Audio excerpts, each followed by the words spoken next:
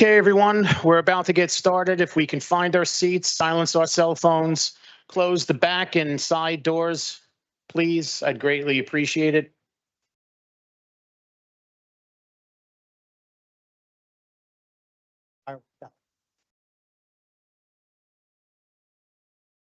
All right, good afternoon, everyone. We are on the record. Today is Monday, the 20th day of April in the year 2026. This is a City Council caucus meeting of the Jersey City Municipal Council. We had a scheduled 4 p.m. start. The clock on my cell phone is showing 4:04 p.m. May we have a roll call for the commencement of this meeting? Councilperson Brooks. Present. Councilperson Zupa. Here. Councilperson Efros. Present. Councilperson Little. Not here. Councilperson Gilmore. Not here yet. Councilperson Singh. Councilperson Griffin. Councilperson Lavaro. Here. And Council President Ridley. Here. We have 7 council members in attendance at 4:04 p.m. On behalf of Council President Denise Ridley and the members of the Municipal Council, in accordance with New Jersey Public Laws of 1975, Chapter 231, the Open Public Meetings Act, also known as the Sunshine Law. Adequate notice of this meeting has been provided by the posting on the bulletin board of the first floor of the City Hall, the annual notice, which is the schedule of meetings and caucuses of the Municipal Council for the calendar year 2026, and filed in the office of the City Clerk on Tuesday, November 25th, 2025.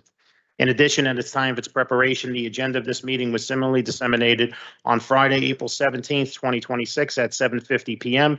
to the mayor, municipal council, business administrator, corporation council, and the newspapers, and posted on the city's website, so I can certify as to our total compliance with the Sunshine Law. And I will mark Councilperson Little present at 4:05 p.m. So we now have 8 council members in attendance at 4:05.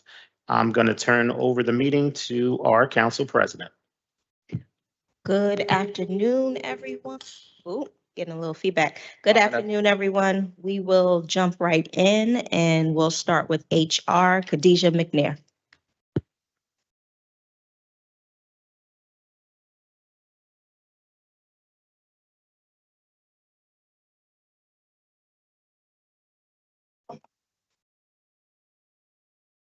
Good afternoon, President and members of City Council.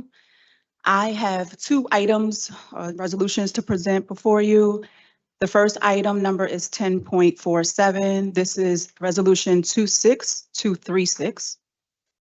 This is a resolution authorizing the renewal of a contract with Employee Family Protection, Inc. to provide voluntary supplemental benefits to active benefit eligible employees. This is a 1-year contract. The city would like to exercise its 3rd and final option to renew the contract with EFP. The contract term is from April 1st, 2026 to March 31st, 2027. It's a 0 cost to the city. Deja. Hi. Is that correctly? I'm sorry? Deja. Yes, So this is 10.47, correct? correct. So the voluntary supplemental benefits, like life insurance, supplemental. So it's additional supplemental insurance. This company offers several insurance plans. One of them is universal life insurance. They also offer legal services. They also offer accident insurance, kind of similar to like Aflac in a sense. So it's a number of insurance plans that they offer, which is 0 cost to the city. So it's 0 cost to us, and the employee, if they sign up, the city pays for their insurance benefits? No, this is through payroll deduction. The employee, once the employee signs up for whichever plan that they are interested in, they are responsible for those deductions. Then in theory, I mean, they could go to any insurance company outside of what we're offering to get these sort of supplemental benefits. Is that accurate, would you say? So we actually contract with EFP, but there's another insurance company that we contract with. which is currently going through the internal approval process. So we have two companies that offer supplemental voluntary benefits. The other company, which is Mortone and Company, it's currently going through the internal approval process in iCompass, which is slated for the next council meeting. If somebody wanted to, you're a police officer and you got life insurance broker, that's New York Life, and just wanted to, you just get supplemental life insurance from them, right? Or That is correct. the reason I'm asking these questions is just for I vaguely recall when I first took office back in 10, 11 or thereabouts, that there was a whole bunch of companies that offered these supplemental benefits. Again, zero cost contracts. I don't even know if they were under contract. We would just have, maybe Sean would probably know better than me, but used to have a fair, an insurance fair of some sort, and everybody would just make their benefits available to all the city employees, and they would come in and kind of look over different options and opportunities. At some point during 2013 to 2017 period, it kind of switched and changed to just providing one provider that the city did. And I guess I'm just wondering, are we contemplating the idea of going back to, and anyone can correct me if I'm wrong, but contemplating going back to the idea that just open this up and let employees have the opportunity to be able to select the best plans or the best provider for them? So an RFP will go out in 2027. When the city issued the initial RFP, these are the two vendors that have responded to that RFP. There's another RFP that's going to go out. Obviously, this is the last final contract with this company. An RFP is required for 2027. Anybody else familiar with this? Maybe some of the folks who've got at least, let's see, since it was 2011-ish or so, have 15 years under their belt. That leaves Sean and Kevin. Remember that? Way to call us out, Right, Councilman. that's quite some time ago. Bill Matsakutis was around too.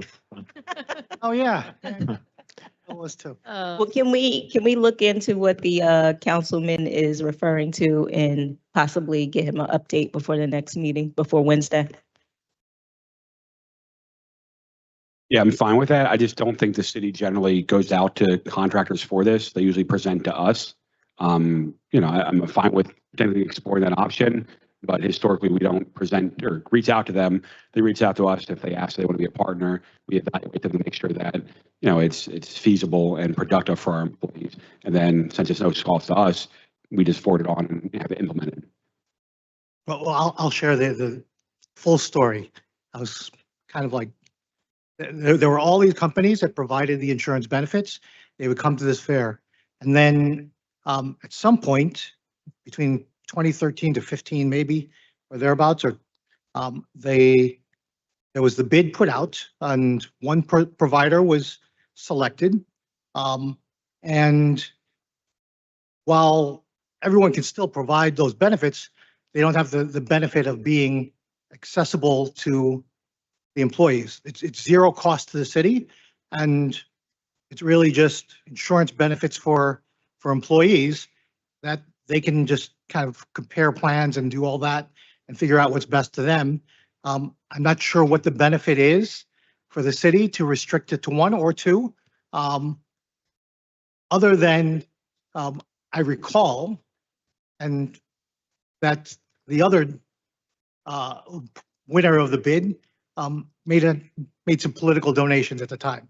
So I'm not suggesting that's the case here. I think it just kind of, as that practice has continued, because it seems like it's that's the way it's always been done. But in fact, it was not always done that way. It was done very differently, and it was opened up for the larger public, for the larger industry to be able to participate in it.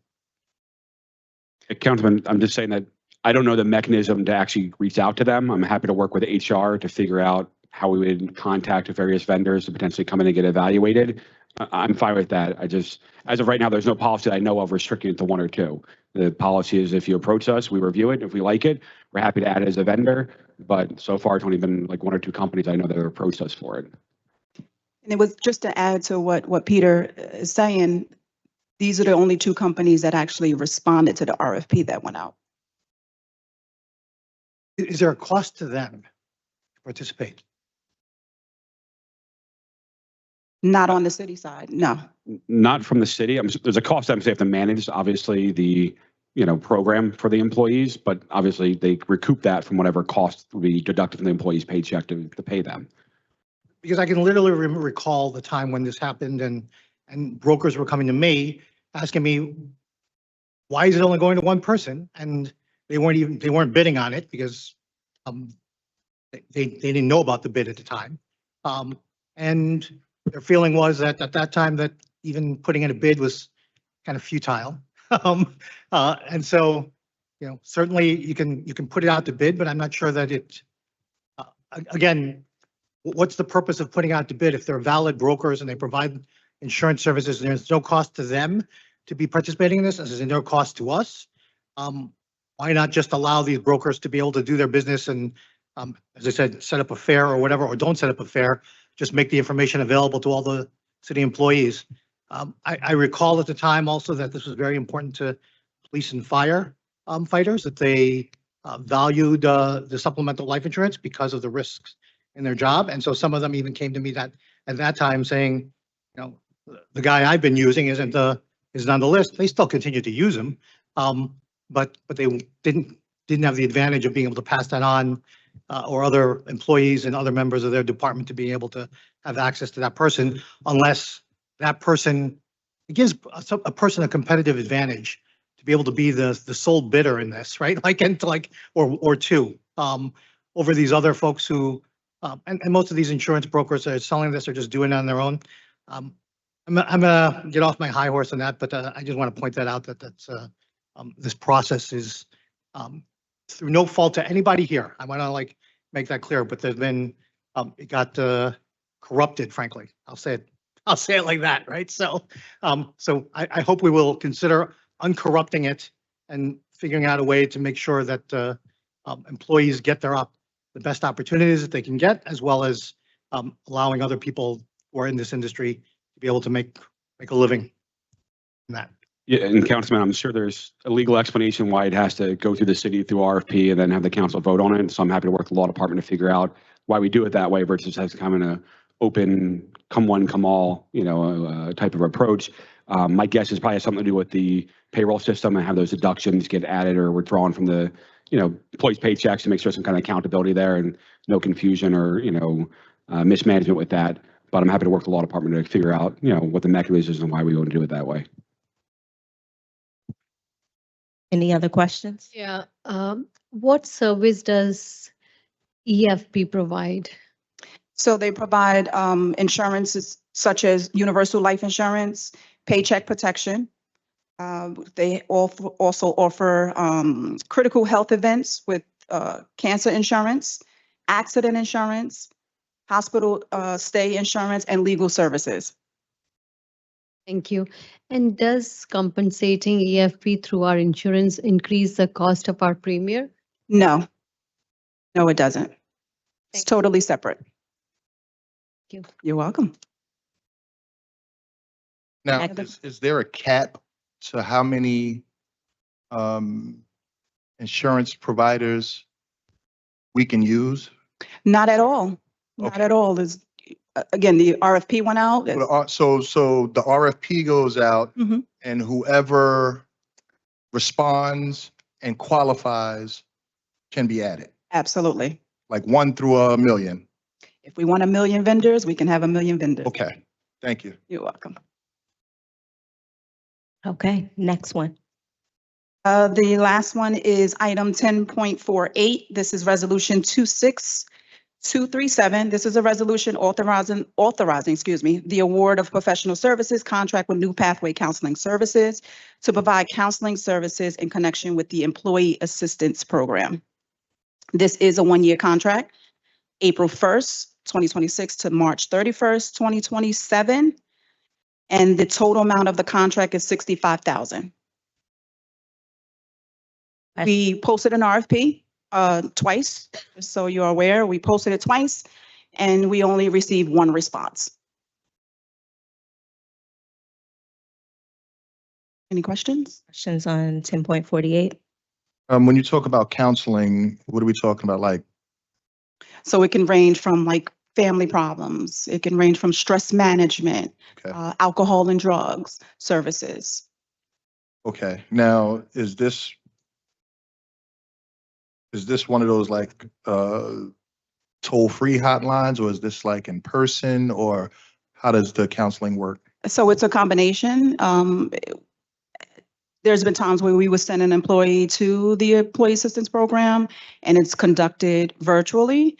If there's any training that's involved, like just say conflict resolution, if we send someone for a conflict resolution, it can be in person or online. Are they local? Are they based in Jersey City, New Pathways? New Pathway is stationed in Bayonne. Too bad we don't have anyone from Jersey City bidding. I know. Yeah, they're the only ones that responded, unfortunately. Shame on I you. mean, we try to find somewhere local. Of course, we don't want to have these type of services that's available to all employees and their families, actually. We want to have it Jersey City based. But if they're not Right. responding, it's unfortunately, It is unfortunate. yeah. Thank you, Director. One question. The final whereas clause states that there's funds in the amount of $32,500 available in the 2026 calendar year budget.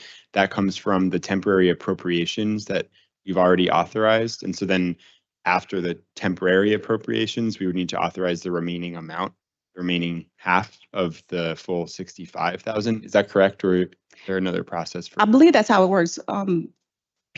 Peter or Kevin? That sounds correct, yes. Any other questions on 10.48? Thank you, Khadijah. Thank you. Next up, Health and Human Services offer.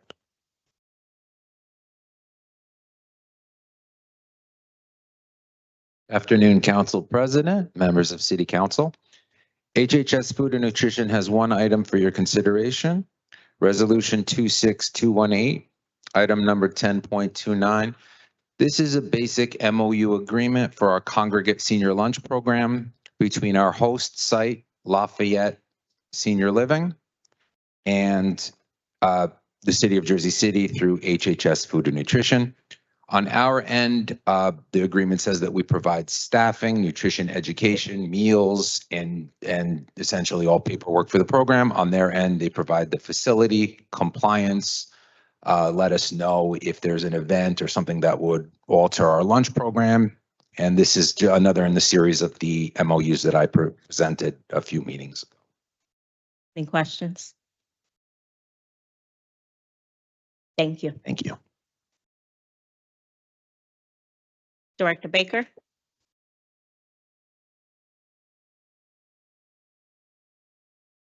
Good evening, Council President, members of Council. I have two resolutions. I am filling in for Director Kearse, whose wife had a serious operation today. Our first item is item 10.30, Resolution 26-219. It's a resolution authorizing award of a contract to PMC Associates for the purchase and delivery of 700 to 800 megahertz VHF, UHF radios and accessories under state contract for the Department of Public Safety, Division, Office of Emergency Management, and Homeland Security.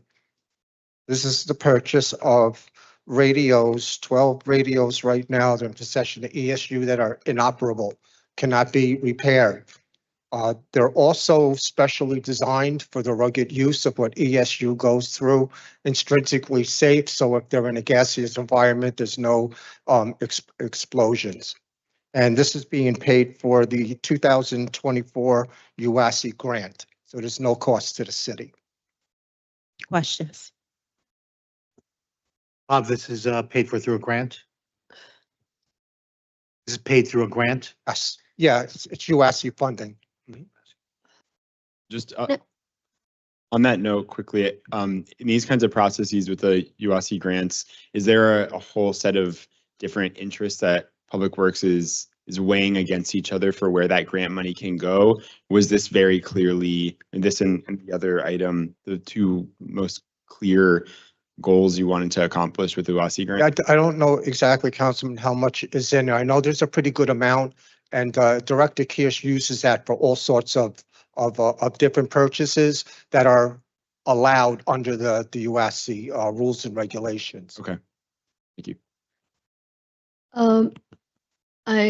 I'm happy that we are not spending money, it's a grant money, but just curious to learn about these radios. These are pretty high-tech one with touch screen and all that.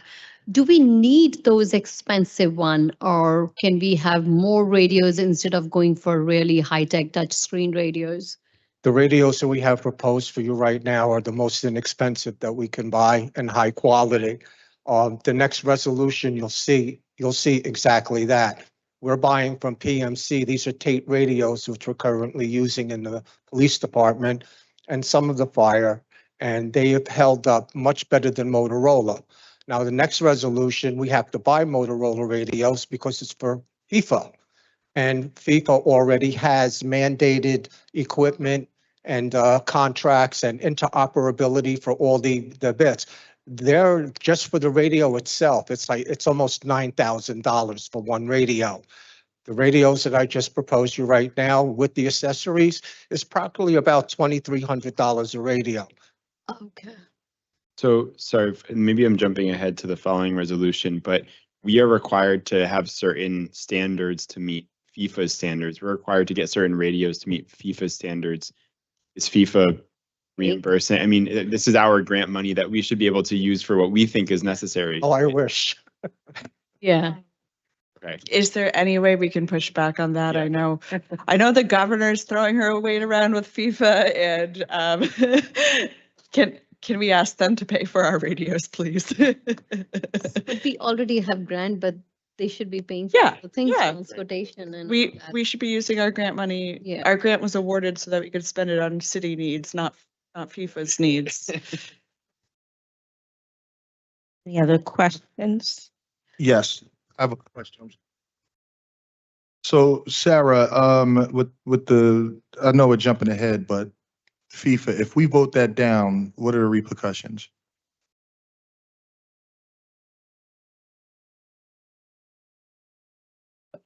Sarah, the mic isn't on. Can you hear me? Yeah. I would need to connect with OEM and look into it and can get you something before the council meeting. By meeting FIFA's requirements, what do you mean? Because our officers are working there, some events that FIFA is related to? I did the next resolution, I'll explain. Yeah, Please, let's move on to the next one because we're kind of merging. Okay. Our next one is agenda is 10.31. It's resolution 26-20. It's a resolution authorizing an award of a contract to Motorola for the purchase of tri-band radios with all necessary accessories for the emergency service unit under state contract for the Department of Public Safety, Office of Emergency Management, OEM. Now, this is the purchase of 6 radios that will be handed out to our bomb squad and some of the special members of ESU assigned to FIFA. These radios are especially designed too because they also use cellular service. They have messaging, a secret messaging and special encryption setup for the event. And again, this one is in the amount of $84,890.01. And the 2 is being paid for the 2024 UASC grant, no cost to the city. Questions? Just curious to learn who determined that we have to comply with FIFA's requirement or standards. Well, in this case, it's for FIFA, but what we're doing is we're also following the mandated regulations by the state police who are leading the entire program. They're the head agency. So when you look at all of Bergen County, Hudson County Union, we're going to be dealing with about 43 different agencies all have to be on the same comms, and the same encryption. Thank you, Chief. You mentioned the event. Are you referring to the actual soccer match at MetLife Stadium? Yes. How many of our officers are going to be assigned to the World Cup? That I couldn't tell you. Is FIFA paying for our officers off-duty time to work at As FIFA? far as I know, no. I think this is being like when we had the Super Bowl, we paid for everything. That was for, our officers were, some were assigned to the Super Bowl, but also we had the teams staying in Newport, right? Yes, exactly. And Okay, we'll have the same thing here. From the administration, if I can get this before Wednesday afternoon, from public safety, how many of our officers are anticipated to be working out of the city during the World Cup? What the cost estimate is for that, for overtime, and who's footing the bill, which, no pun intended, I believe is not FIFA. And also, when you add to that, also, protection detail, like how many hotels they're gonna have to be at. And if they're, trailing these teams, to the stadium and back here. Thank you. I concur with what my colleagues said. I would like to see this information, and I would like to make as much of a push as possible to get FIFA to foot some of the bill. I think we are in a budget crisis in this city, and we would not be doing, we would be doing a disservice to our constituents if we didn't at least push for this. The answer may be no. It probably will be no, but I mean, I'd be interested in working with the law department and seeing what we can do if there are any avenues available to us. I don't know if Operation Council wants to say anything now, or we can talk offline. Set a meeting. Okay, thank you so much. At this point, meeting with all of us about people. Yeah, I mean, I have another Yes, it- question on both Such a good point. Go ahead, Council. Yeah. resolutions, just to follow up on my question about the source of funding. So it's WASI funding. Can we get the, it says it's 2024. Is WASI every year we get a new grant? There's different funding years. It's not a competitive grant. It's something that we, and so is there still 2025 grant money to spend? I believe so. That's something you're going to have to address to Director Kears. I'd like to, if the administration can provide balance on the grant, and what the due dates are to expend the dollars. Then just clarity on more detail about what the grant money can be used for.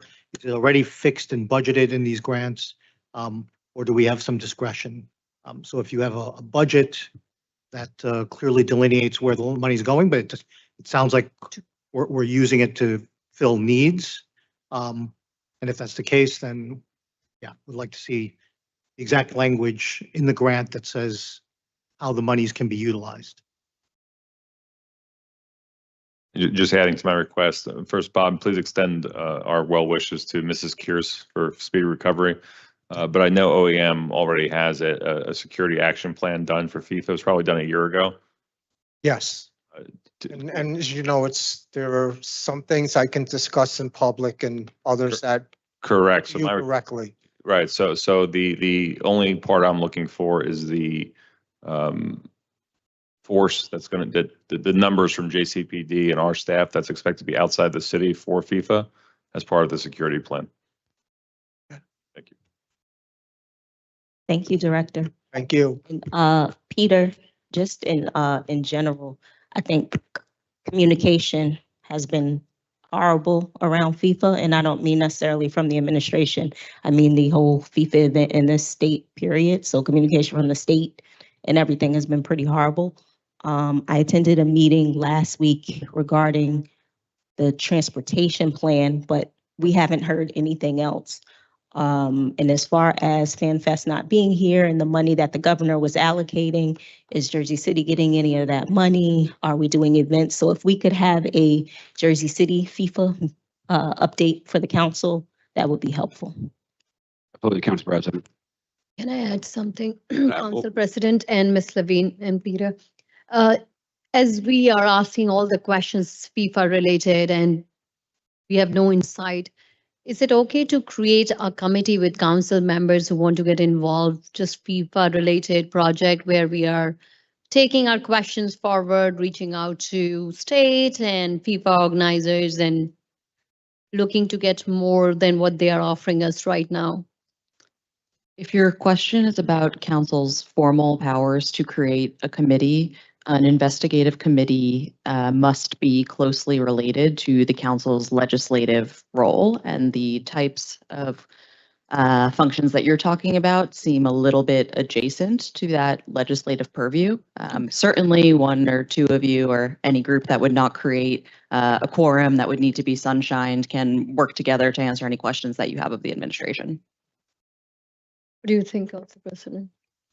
I don't know that we necessarily need a committee, especially this close to it, but we definitely need that update. And if certain council people want to serve as our point people on the council for FIFA related stuff, then I'm willing to do that. If we have people who would really like to volunteer to communicate between the administration and the council on FIFA, so we can discuss offline in groups of threes. Thank you. I like that. Thank you. Okay, affordable housing, Director Gazon.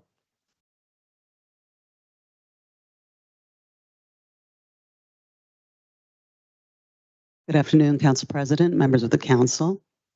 I'm here for item 3.3, ordinance number 26-023. This is really a technical amendment. There's nothing substantive here. Back in November of 2025, we amended Chapter 188 to reflect all of the changes that had been made at the state under the Uniform Housing Affordability Control regulations. Unfortunately, there were extensive formatting errors that are preventing our enforcement and hearing officer from issuing violations. It's preventing us from citing certain clauses when we're trying to write our affordable housing agreements. And it's not something that, even though the coder is empowered to change, it's not minor. These are quite extensive, really inconsistent formatting. So what we were advised to do by the clerk's office, thank you for your help, was to repeal that ordinance and replace it with a properly formatted ordinance that has all the correct top clauses, subclauses, enumerations, and correct positioning. And that's what we're doing here. We provided a memo attached to iCompass. We also provided the old ordinance that had come out of iCompass back in November so that you could see for yourself just how wildly inconsistent the formatting is. It makes it unmanageable. So it's technically very technical and simple, but we do have to come before you to assure you that all we are doing is correcting formatting, and we are not changing anything else in this ordinance to the code. Any questions? Director, as it relates to the old ordinance, when was the old ordinance adopted, and how long has it been in use? So the old ordinance was adopted in November of 2025. It was ordinance 25-114. And it went into effect at the appropriate time. I'm sorry, the timing escapes me. It's not like effective immediately. There's several days before. 20 days. So it went into effect 20 days after that. It's not something I was aware that iCompass could do. I don't think anyone on our staff knew iCompass could do that massive of a change. And it was when my enforcement and hearing officer started trying to issue violations that she was like, Houston, we have a problem. I can't cite this appropriately. So all the text is correct and we can actually enforce it, but it makes writing an enforcement notice very clunky. So we needed to go back and just fix all of those things. So it's been probably since December. Can you give me, I guess, 2 or 3 examples of how it impairs our abilities? Sure, give me 1 second. So 188 section, let me get to the old one.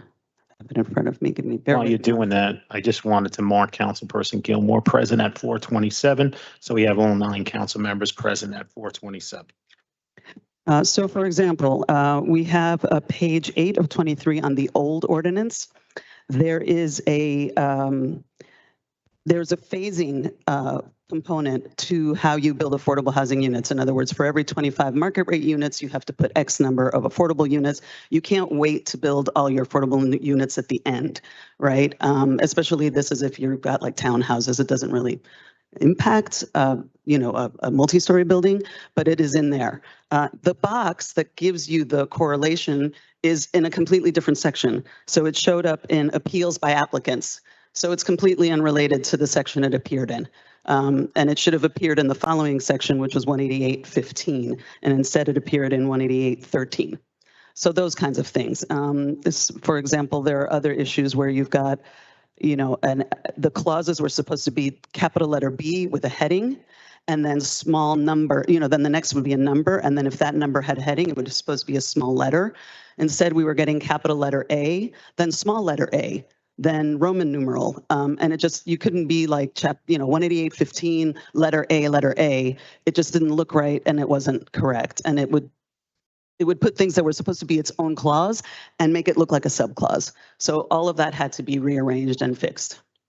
And that's what we've done. Does that help? Yes. Okay. Any other questions? Questions? Thank you. Thank you. Treasury, Shirley McConnell.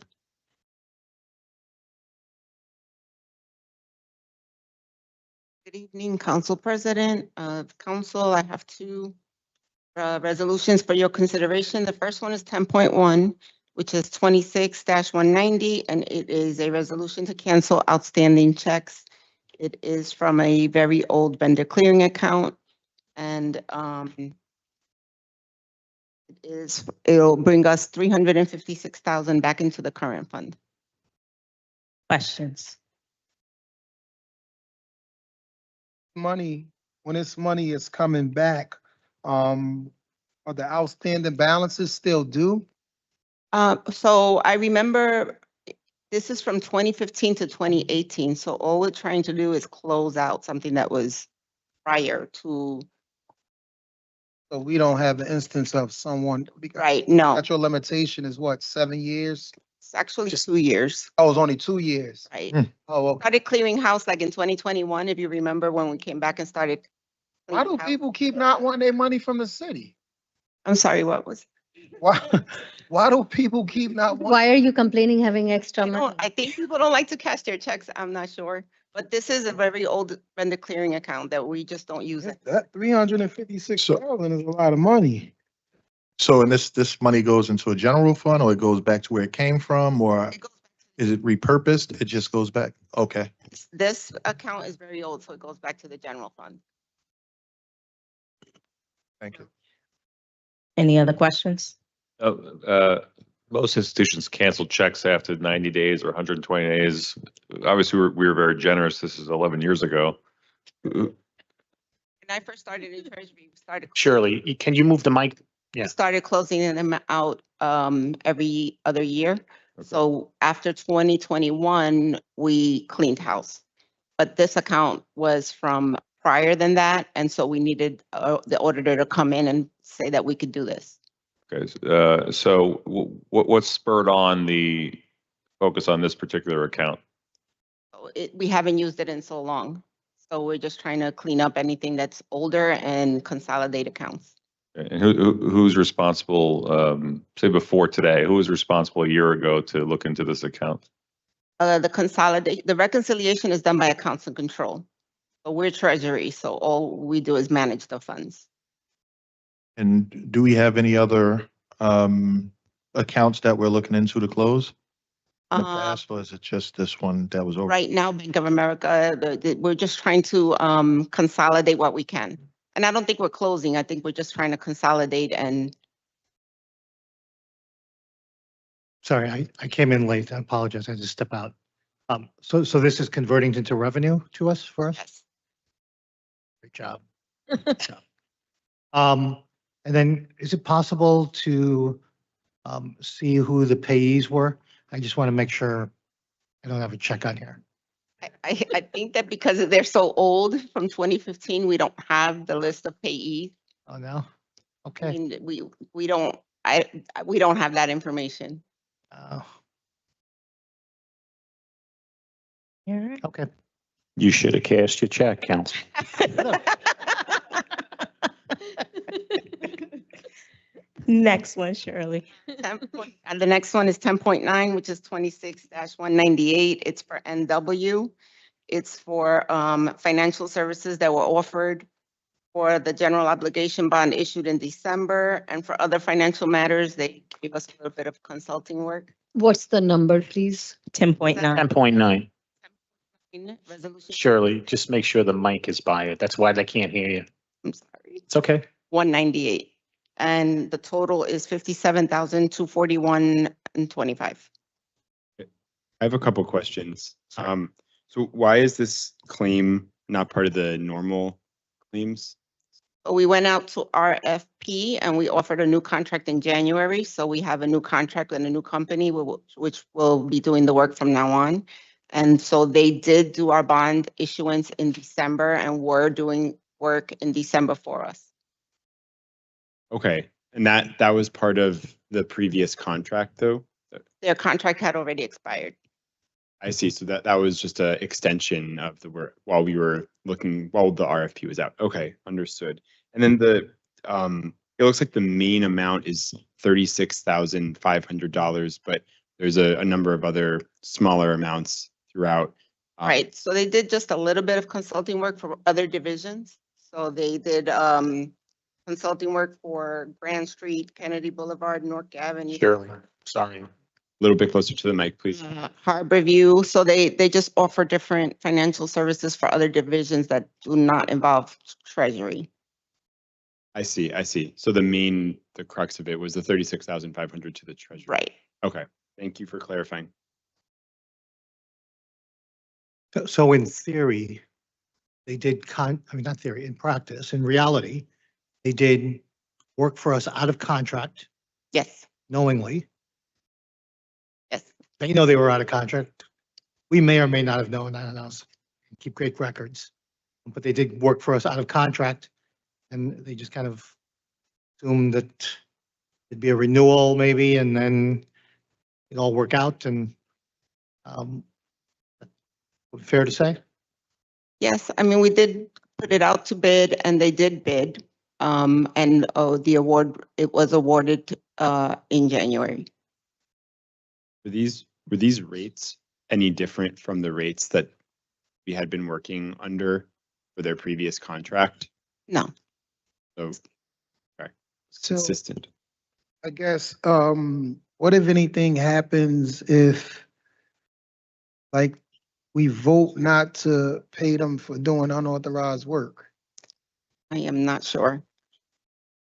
Peter, your mic's not on. Testing, there we go. Probably a question for legal. They would probably sue us, and litigating that claim would probably cost more than $37,000. I mean, I just bring that up because I don't want to get in the practice of paying people who we didn't oblige to do a contract with. We're stopping a group of people from the South Side coming clean in front of City Hall and sending Peter an invoice tomorrow. The facts matter. And so here that they had an ongoing relationship with the city, that the city perhaps might have made some representations to NW. I don't know. I wasn't here at the time. Could just make it more contentious. If that's something you want us to look into, we can look into it. I am confident that if a third party who the city had never had any relationship with showed up in front of council 2 weeks from now and demanded payment, that we would not be under any obligation to pay them. But in this case, it's just a little bit more complicated because of our ongoing relationship, but we can look into it. Yeah. I think, yeah, we should keep an eye on that because what I don't want to do is, I don't want this council to set a precedent with people who have contracts with the city and then they think, oh, we are most likely we're going to get this contract again. It just sets a bad precedence for doing business. I don't care how long I'm contracted to do mentoring. If that paperwork ain't in, I ain't going to see nobody. I mean, it's the purpose of having a contract. So I just don't want to get into precedent, in the habit of doing that. I really appreciate that point that you brought up, and I'm also hoping to seek further clarity on why they performed this unauthorized work. Were they asked to perform it by anyone in City Hall, or did they take it upon themselves to do it? Like, are you able to just sort of the nature of the work? Yeah, or- they were absolutely asked by someone in City Hall to do the work. Vendors do not just do work without some kind of authorization, whether pretext or not. In this case, you can see it was for, large amount, as the councilman said, 36,000 was for continued services that the city was utilizing. And then the other ones were offshoots from various ACDC or other kind of events that were needed by the department directors. They do a lot of financial analysis for the city. Again, this, transpired prior to any of you taking office. It's not something that's authorized, I think, at a higher level. I think a department or division just keeps on using the vendor they have, setting in more work to be done, not really sometimes that they're out of contract, even though, to the councilman's point, they should realize they're out of contract. And because of that, they just keep on working, and then they say, hey, here's your bill. Oh, sorry, we're out of contract. We have to go to council to get it approved until the RFP and everything comes back, so we can do a new bill to a new vendor or the same vendor. Thank you. If it's not too much trouble, if it might be possible to give us like a brief list of sort of the work they performed. It's in their invoices indicate which projects they were working on.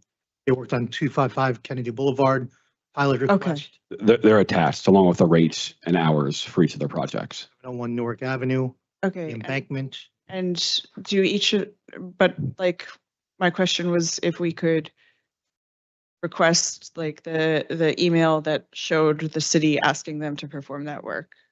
Like if that might be possible to compile. Right. We could do a search for it. My assumption might be there might not be a specific email saying, hey, do this. It's more just them sending work. Hey, can I have analysis on X, Y, and Z? Nothing that would say, hey, I know you're out of contract, but keep on working on this. It's probably to the effect of, a normal business. Here's all the projects we're working on. Here's all the things we're working on. And then, they don't realize they're out of contract as they're asking those requests. Yeah, I understand that. I'm not saying that there was any malfeasance or anything like that necessarily, but I just would like to see the emails requesting each piece of work, like for each line item, being able to see the request for it. Because if any of it was not explicitly requested, then I think if it was not clearly requested by the city, then perhaps we could vote line item on that. Yep, absolutely. We can look into that for you. I guess Thank you. the better question, Peter, is how does this dialogue look when we're contracted with a vendor to do, like, how does that communication look? What offices are a part of that communication? Is it division, the department, and then the BA's office? Or is it, like, how does that communication look? It would probably vary depending on what work they're doing, what vendor we're working with, but usually that, lives and dies in the department. So for instance, I'm not going to pick on anyone, but Sarah's sitting next to me, so I'll pick a little bit on her. If you had a legal contract to do services for workers' comp or EEO, whatever we might have a contract for, usually it's by a case. So they know they took on the case, Peter Horton versus whoever, and they're doing work on that case. They've gone over their contractual limit, let's say $25,000, what the number might be, and they just keep on working like case, not realizing that they billed more than, they should have billed for. So when they find out, it's like, oh, by the way, here's my final bill. Fiscal will flag it saying we only had a contract for 25, your bill came in at 35. Now we have to go before council and say, look, the attorney for this went over. We have to make sure we pay them because there is an actual work that was provided. Obviously they should be providing these bills more frequently. So we're ensuring they are not going over. But unfortunately, things do slip through the cracks and accidents do happen. And that's generally how these things transpire, whether it be with the law department or HCDC or any other department involved. So from how long was the period that covered the amount? These are from October to December, October of last year. right? But right. So This is October 31st of 2025 to December 31st of 2025. when did they reach out and say, hey, you guys didn't pay us? you hear that last part, Councilman? When did they reach out and say, hey, you guys didn't pay us for services rendered? I'd have to see when we receive the invoices.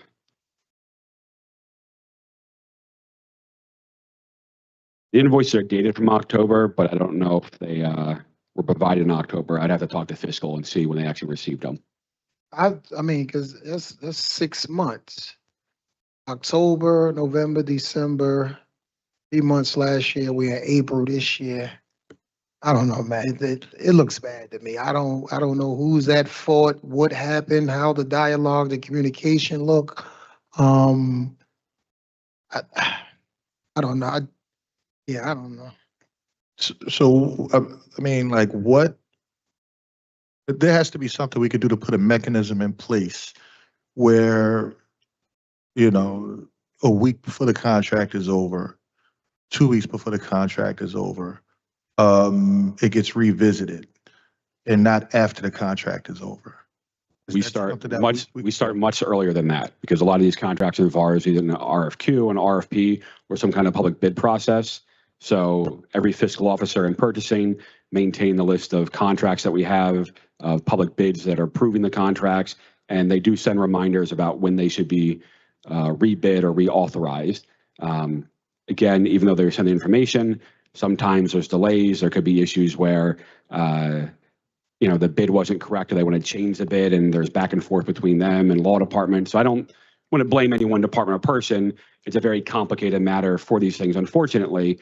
But because of that process and the bidding process, it can lead to delays, which is what, you know, involves in these processes where they're not renewed exactly on time. Okay. So Peter, you're gonna look to see when the invoice was received, right? I had a question too, Madam President. Go ahead. The RFP with NW Financial, did it spell out how their billing practice should be conducted? I don't know off the top of my head. I know as a practice, most billing will require every 30 days, they have to provide us an update of it. I'm sorry, I meant hourly. How are they supposed to bill hourly? Was it in certain increments? Like, for example, we lawyers bill every 6 minutes, 0.1, 0.2. Mhm. Their billing is the cardinal rule that you avoid as a lawyer. You don't round up to zero. And there was a meeting, it looked like, officials on the October 23rd, 2025. They billed a flat hour. Their bills are either 0.5 for half an hour, 1 hour, or 2 hours. So my question is, one, were they told how to bill? And two, is anyone looking at these bills to determine whether they're fair and reasonable for us to pay? So with respect to your first question, is there a mechanism in the RFP or contract about how they should be billing? Yes, I just don't know off the top of my head, and I have to look at that to give you the exact answer. I do know all the bills are reviewed by their fiscal officers and by whatever department or agency uses them. If there's anything abnormal, they usually flag them. So they're reviewed, you know, obviously with any form of government, how strictly they're reviewed and how accurate, you know, is dependent upon the employees reviewing them, but we strive to do the best we can with the individuals we have reviewing them. Any other questions? Thank you. This is Councilman. the administration. So this is coming out of the 2025 budget, 2026 budget. I believe it's coming out of the 2025 budget. I would have to double check this to confirm that for you, Councilman. Shirley's shaking her head, yes. So you Next, infrastructure, Director Kaplan. Just stepped out, so. You just stepped out. All right, we'll circle back to him. Recreation, Director Donovan.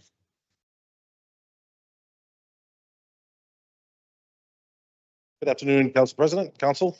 I have one resolution here today, Resolution 26-221, Agenda Item Number 10.23. Sorry, 10.32. This resolution is authorizing an award of the contract to Mainline Commercial Pools for the purchase and delivery of bulk chlorine supplies for the pools through the Educational Service Commission of New Jersey, the ESCNJ, formerly Middlesex Regional Educational Services Commission, MRESC, for the Department of Recreation. Questions? Was this competitively bid? This is, I don't actually know if we went out to bid for this. This is just the same one we kind of been using for a long time. We have a temporary encumbrance of about 20,000. Okay, I just, I don't know the going rate for chlorine, so I just wanted to make sure we're getting a good deal. Yeah, we're getting a decent deal, yeah. You want me to read the rest of this? I don't think you need to. Sorry? I can read the rest of all this if you want to. Sure. Oh, Thanks. have to. Or, I mean, is it long? You're reading what now, Keith? Yeah. Just the purpose of the chlorine. Oh, no, Oh. that's okay. Okay. Yeah, no, I know it's for the pools, yeah. No, I that's, just- It's for the pool, shocking. Yeah. If My you all my wanna hear me question was sing. not why we use chlorine, it was Hey. more, is this the good rate for chlorine? Hey, Keith, Sorry. can you give us a update on the sprinkler system? Is it ready? You know, it's getting ready to get hot. I know we've had a few hiccups in the past as it relates to getting the sprinklers on and Right now, we're turning the water on throughout the city. We're finding out all the things that, as soon as you turn the water on, what's wrong. So the plumber's been, activating those. Last year, we didn't really have many problems with it. But I'm hoping to go out to bid to see if we could, have somebody who takes care of those seasonally. That way we don't have to rely always on building the streets. But I can't really tell you probably till the next meeting. But I could send you updates as we go along, but really until we really turn the water on, will we know. Okay. But Dr. Lena Edwards is getting a new splash pad and, so that should be happening. 22. thank you. So, John. Thank you. You going back to Director Kaplan? Yes. Before we move on, to the business administration, that last resolution, NW Financial, the account number says 5-01-20. Does the 5 represent 2025 or is it some other account? Again, I don't know off the top of my head, Councilman, I'd have to have finance confirm to that. Usually for capital accounts, the first numbers represent the year. I'm not sure if it's the same for operating accounts, though. Okay. I just want to get clarification again. Is it 2025, 2026 money? And then if I've been meaning to ask this, if there's some kind of like a legend, be able to interpret accounts so that I can see if it's I assume the G means grant and I forget what is the account for cap. Is it, I think, so if you can give me a legend that translate all that. Yeah, I know when we switch over to Edmund, it's a new system for everything. Things might have changed, so I'm going to see if they have one that they can present to the council or provide to the council, and I'll be happy to forward that over to us, to you. I'm sorry about that. Director. Good afternoon, Council. So I'm here for 2 items. The first is regarding Lyft, contract with Lyft for City Bike, which I'll have Eli from our team explain and answer any questions. Which item? Good afternoon, Council and Council President. I'm Eli Guzman. I'm a Senior Transportation Planner with the Division of Infrastructure. So I'm here for item 10.46, Resolution 26-235. This resolution authorizes the award of a competitively procured concession contract to Lyft bikes and scooters to install, operate, and maintain the bike share system in Jersey City and Hoboken.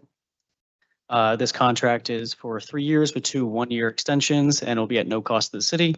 The city will also receive a 1% revenue share over any revenue over $2 million. That'll be split between Jersey City and Hoboken.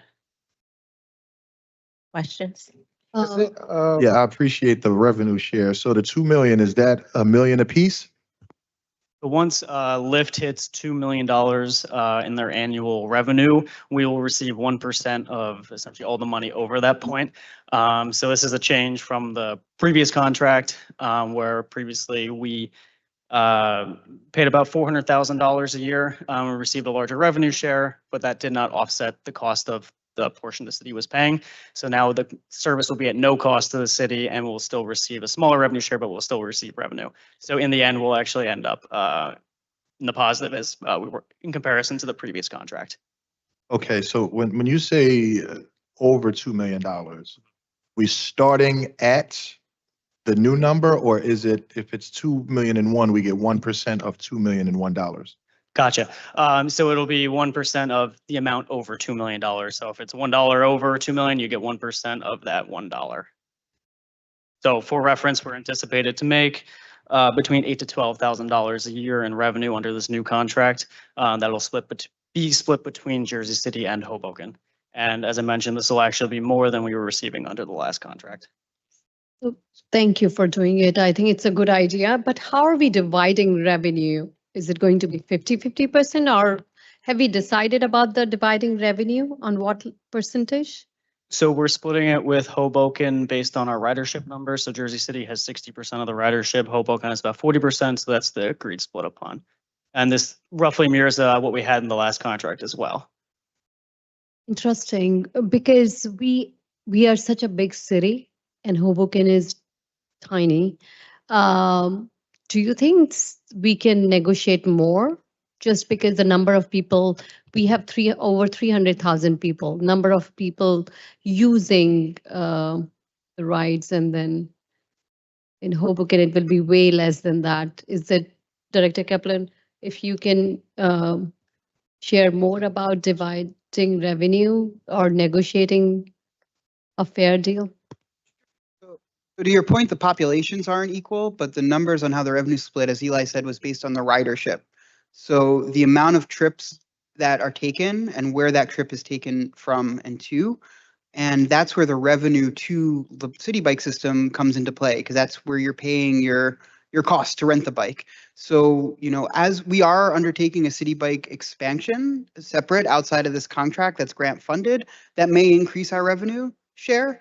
But, you know, the historic numbers, it's not based on population, it's based on the amount of people who use city bike between the two cities and what percentage of those people are Jersey City affiliated trips versus Hoboken affiliated trips. It starts where it originates. So sorry, go ahead. It counts where it originates, where the ride originates, in terms of counting that percentage. Yeah, that's correct. If they're riding from Jersey City to Hoboken, then that number counts for us. Yeah, that's how we would consider it. Yeah. Okay. So yesterday in the afternoon, it was raining, so I took a lift to Hoboken, and then it stopped raining, so I took a city bike back home. So you're telling me I counted as a Hoboken resident? In that scenario, your trip counted Your as a trip. Hoboken trip. But Councilwoman, you are a Jersey City resident to us. Thank you.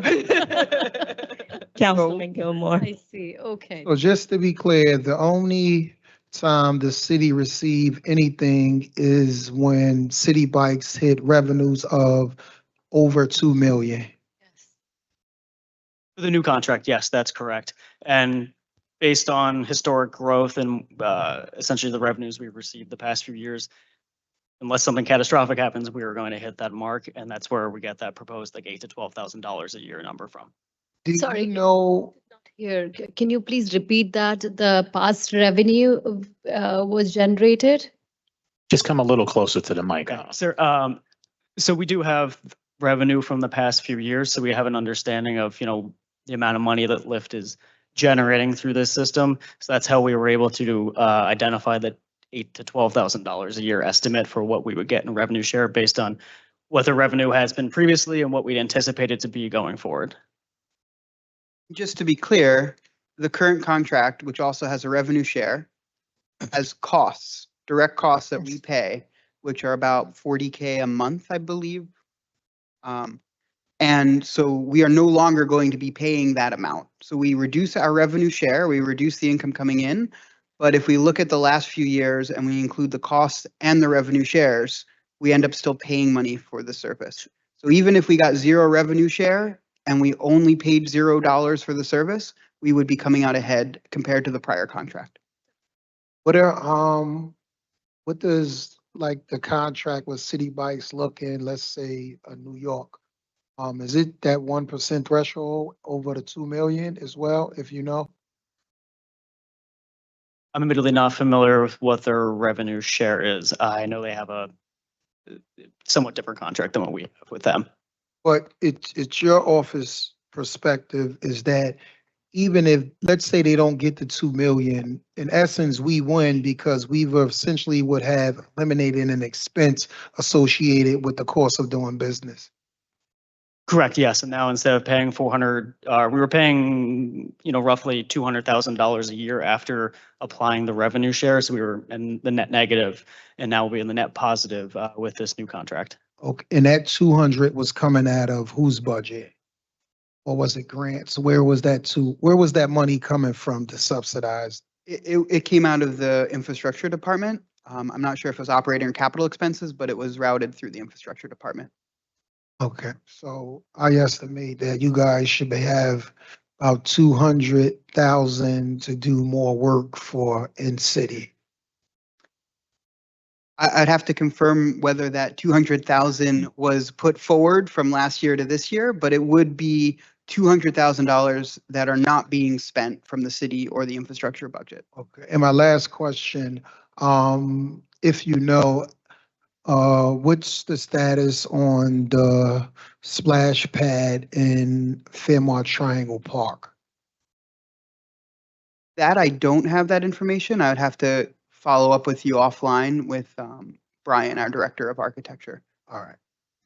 Any other questions? Yes. Yes. One second, Councilman Afros.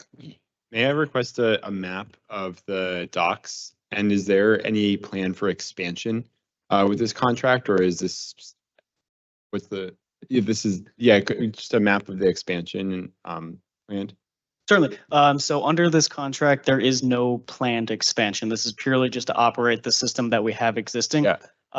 As Andy had mentioned, we have received funding through another source. We are actively preparing that expansion plan, so we can certainly send you a high-level map of where we're thinking of expanding some of those stations, many of which are in Ward D. Okay, great. Thank you so much.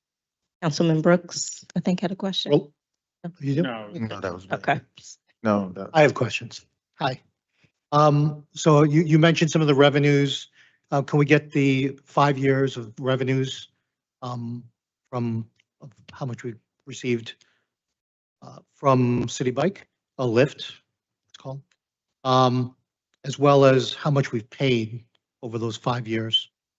So we were turning a negative balance there, so I'd just like to see how that breaks down. Would like to see the usage rates of the bikes based on originating docking stations. And if you have the Hoboken numbers too, I'd be interested in seeing that as well. I'm going to take a little bit of a turn here, all bike related. Is there any data available on enforcement of bike rules and regulations?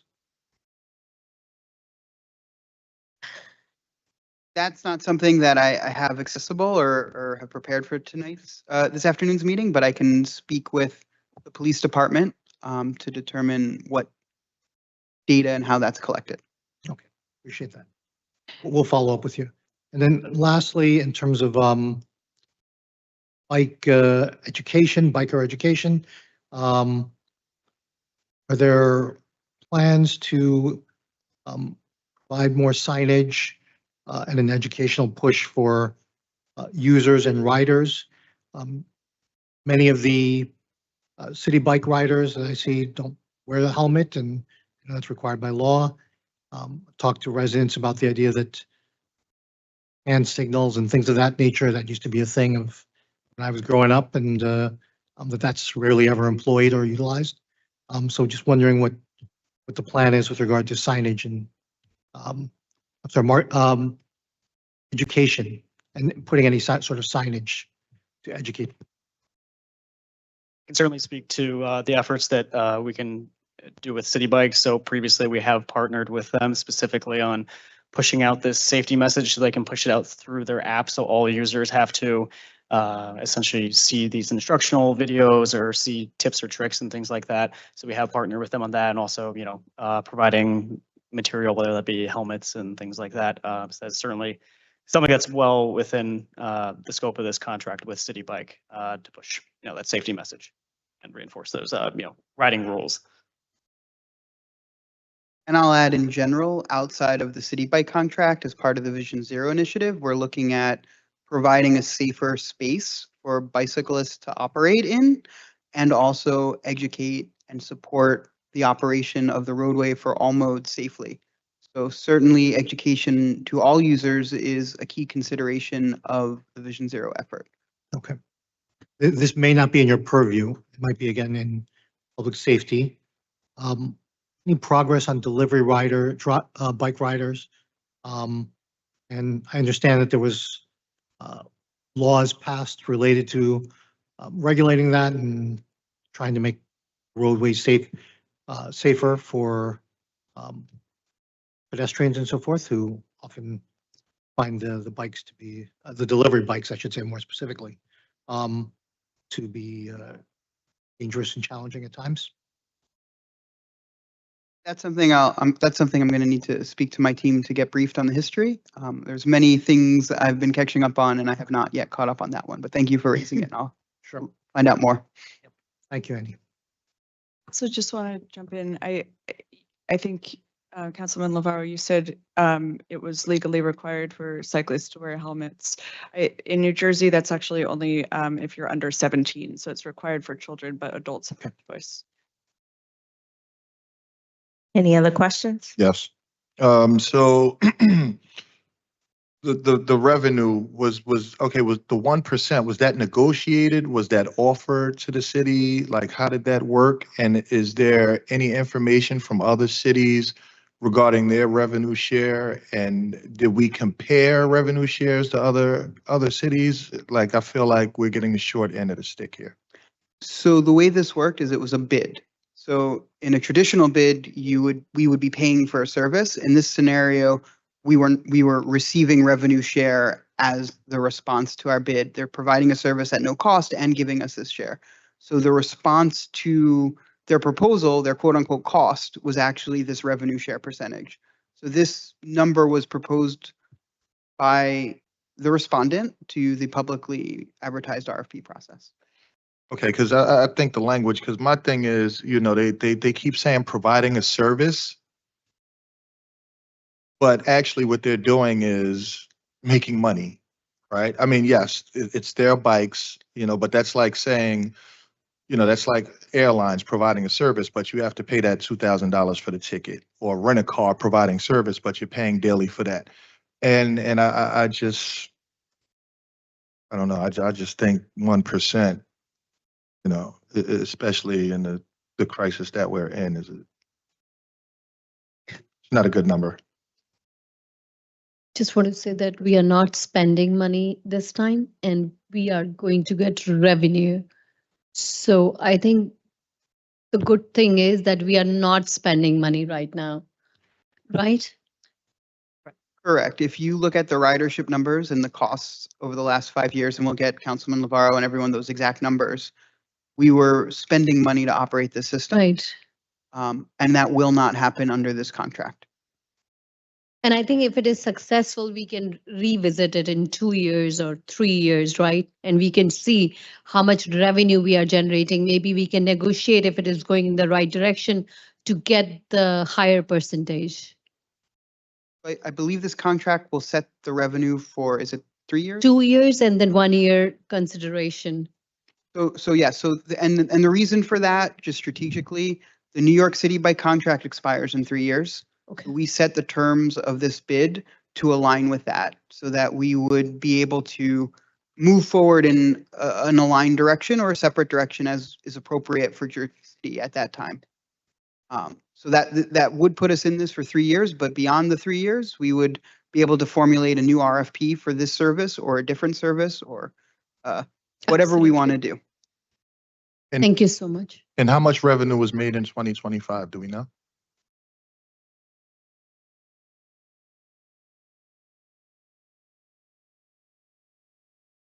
It was around $200,000, give or take.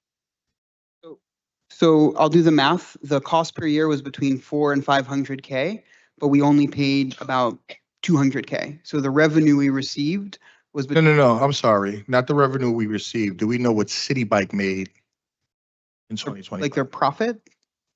Like we have to do 2 million in order to get. Gotcha. So what did they do last year? Yes, they did hit over the 2 million mark last year. I don't know the number off the top of my head, but it did exceed the amount, which is how we received the close to $200,000 revenue share. We also received title sponsor money as well, in addition to the revenue share. So they did exceed the 2 million mark last year. Okay, next one, Director. All right, thank you, Council. The next resolution I have is not City Bike. It's regarding a 2026 Hudson County open space application for the acquisition of a property at 128 Glenwood Avenue. The history of 10.21. it is 10.21, yes. Thank you, Council President. This is a property with a lot of history, including a community garden. It received, at the moment, it's in privately owned by a developer who has rights to construct a residential development on the site. They've offered to sell it to the city, and we've received a significant outpouring of local support from all across the city, not only within wards B and C in which the property is located, but the entire Parks Coalition, along with a number of organizations and individuals, have provided a significant outpouring of support for the city's acquisition of this property. We're currently at a point where either we need to decide to acquire the property or not, in which case it would be developed by the developer, who has all approvals and rights to do so. Councilman Brooks and Zupa were supportive of this acquisition. And, we believe that it would provide significant positive value to the community in an area that is underparked. So for that reason, we are trying to seek as much funding as we can from the Hudson County Open Space Trust Fund for the acquisition of this property.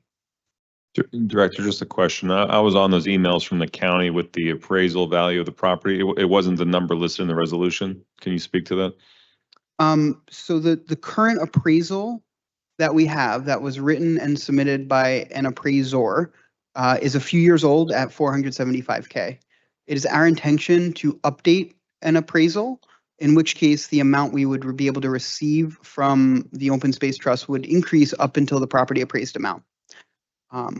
We believe, based upon the county tax rolls and other things, that it does have a higher value, but we need to conduct a formal appraiser by an independent certified appraisal person. So that was my question. So the county estimates it's worth about double what it lists in the resolution. Is the county prepared to provide us with that updated appraisal amount? So the city would conduct a formal appraisal, and then the county would be willing to consider an award up until either the appraisal amount or the program cap amount, which is $750K. So whichever is lower, our application would seek that funds. Okay, so just for transparency purposes for the public, and we can go over this on Wednesday too, but we're going to be asking for essentially $750,000 from the county, correct? As long as we have an appraisal that supports that, yes. And at this time, we are strictly applying for grant funding for acquisition from the county. The city is not looking to put any money into acquiring this property, right?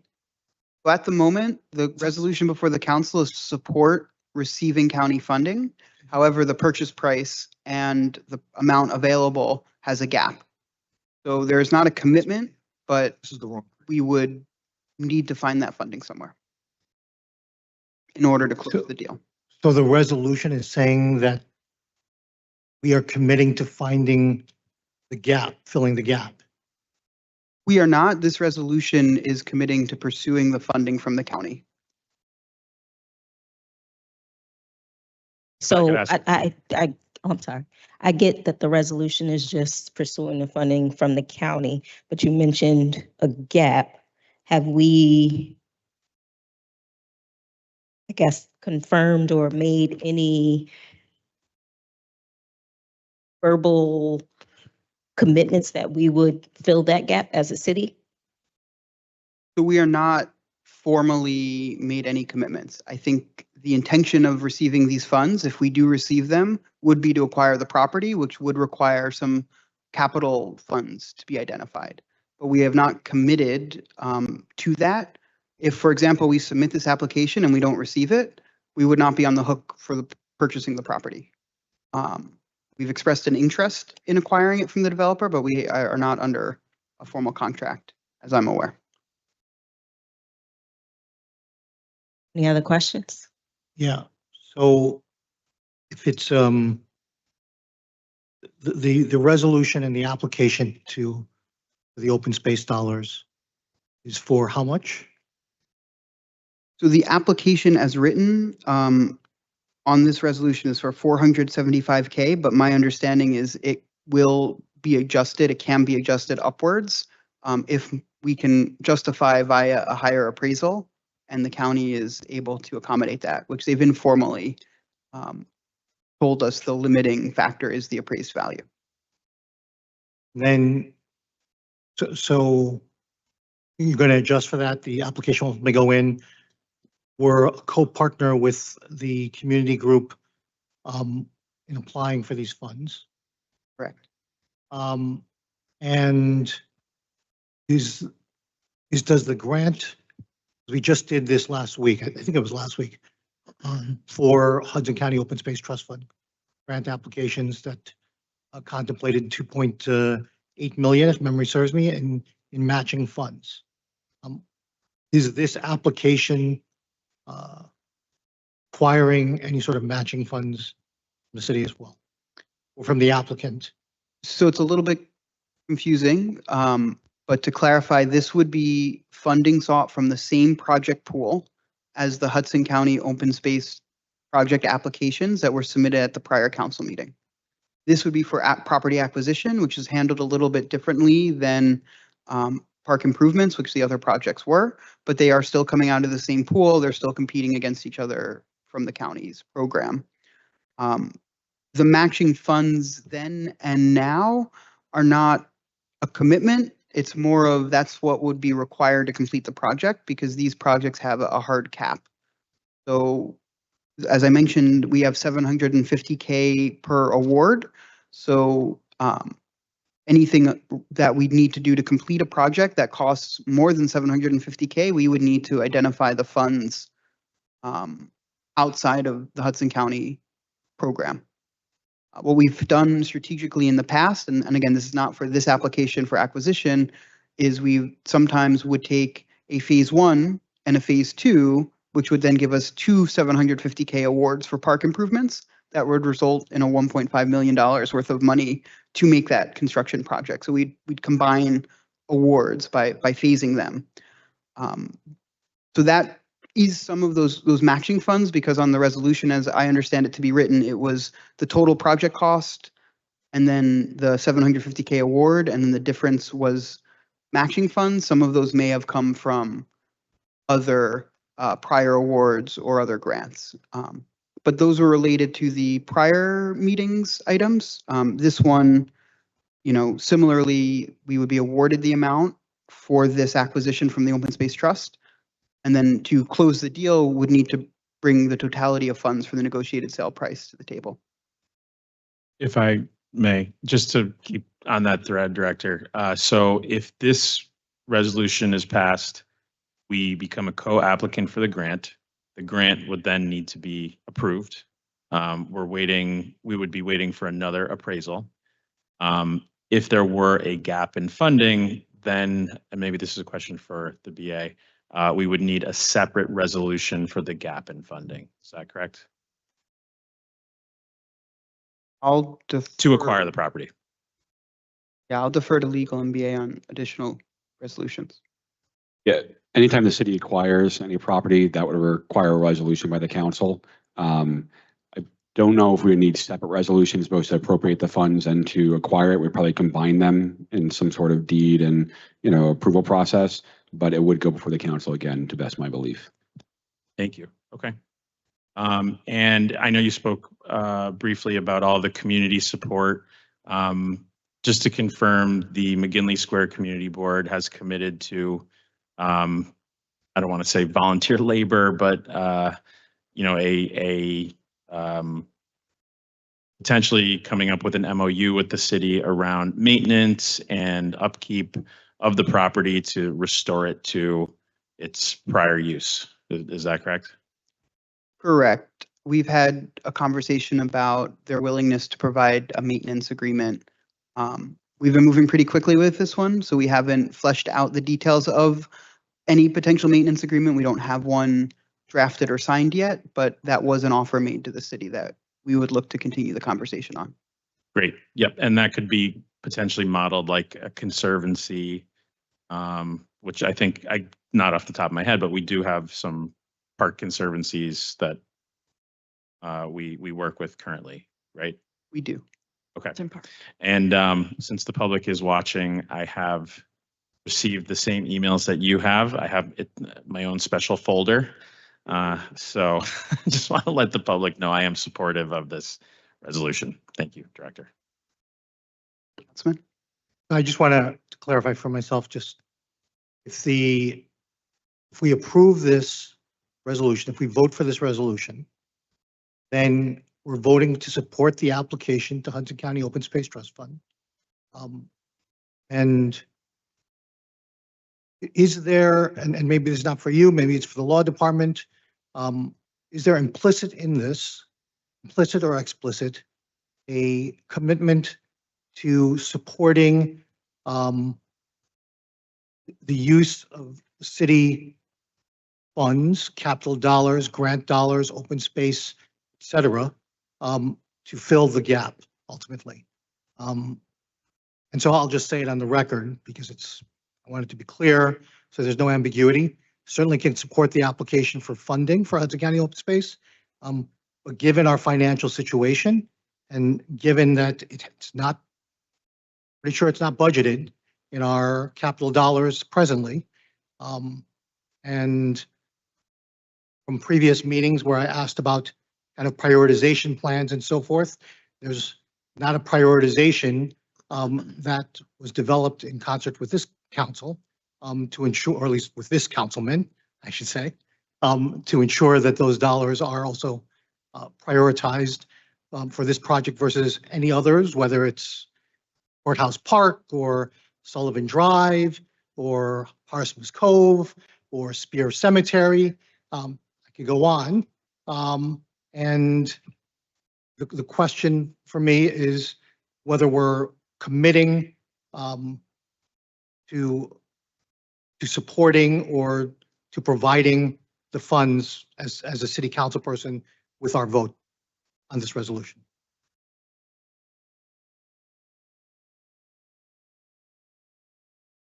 As I sit here at this meeting, I am not aware of any obligation that attaches to this resolution.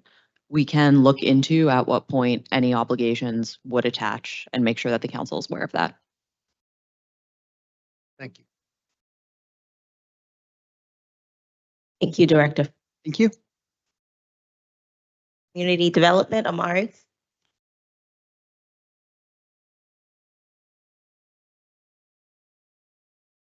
Good evening, Council President, council members. How are you? Amari Santiago, Program Director, Community Development. I have 4 discharge of mortgages and 1 subordination for tonight. So first item, 1023, Resolution 26-212. Homeowner of 322 Old Bergen Road received $18,695 to repair their home through the homeowner repair program. They have met the requirements of the lien. This mortgage is ready for discharge. We know what were the requirements? Is this something that's? It's affordability. Usually for homeowner repair, we require 5 to 10 years that the homeowners reside in the unit. Well, my question is,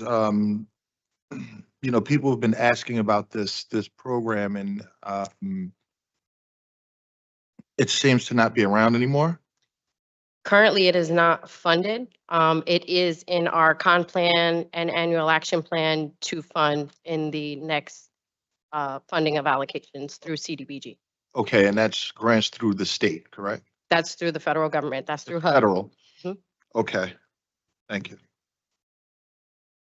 Next one. Next item, 10.24, Resolution 26-213. 153 Wilkinson Avenue. Questions? Homeowner received $20,000 to assist to purchase a two-family home under the linkage funds program. They have met the requirements of the lien. This mortgage is also ready for discharge. Oh, this is not 95.5, right? This one is, no. This is a really old program, this linkage funds program. I'd never heard of it prior to prepping for caucus today. But they were, this on Wilkinson, right? 153. These are the ones, I guess, across the street from the 95.5. Yeah, there was a lot of development back then. So this was to assist somebody to purchase. And who, I'm sorry, who loaned them the $20,000? Was this through like JCRA or? This is through DCD. This is through community development. Oh, okay.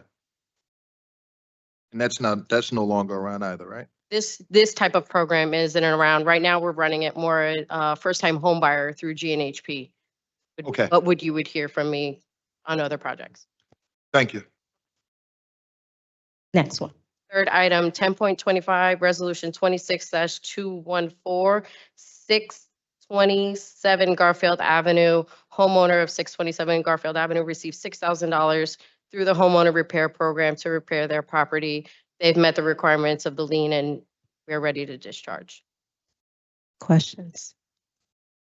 Just, these discharges of mortgage usually initiated because somebody's looking to sell their looking to sell their property. Yeah, looking to sell, looking to refinance, and we have a lien on their property. So if they run title, it comes up that the city does in fact have a lien. Yes. And also, I think also, a lot of times when parents are about to transition, the kids are trying to get their state in order, and they go and they father.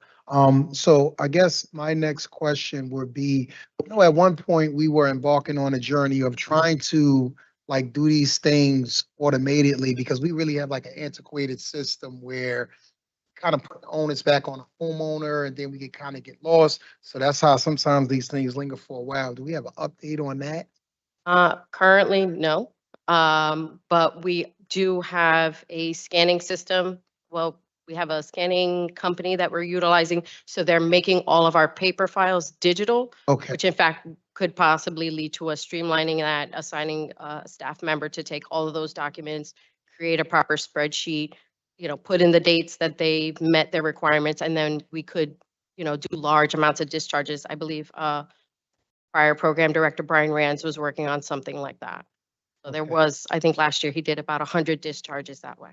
Yes, I remember speaking with that, but I do know that for whatever reasons, as people get older, I don't know if they just forget about these things. They do, and I think some people thought that it was automatic. So they met their requirements that the city kind of went in, which maybe it should have, but that's just something we didn't have in place. All right, thank you. All right. So last item is 10.26, Resolution 26-25, 21 Astor Place. So I have two. There's a discharge of an erroneous recording. The owner of 21 Astor Place received $73,673.57 to assist with the purchase of their home. Subsequently, there was an error. It looks like the mortgage was recorded twice. So the first recording was September 12, 2001. And then there was a secondary recording of November 27, 2007. So we're looking to discharge that second mortgage that is on the books because it's an error. It's the exact same mortgage. There's no reason it should have been recorded twice. Questions? So subsequent to that, they're also asking for us to subordinate our first mortgage in order for them to refinance. Thank you. Thank you. Have a good evening. JCEDC, Mayor Prinzeri.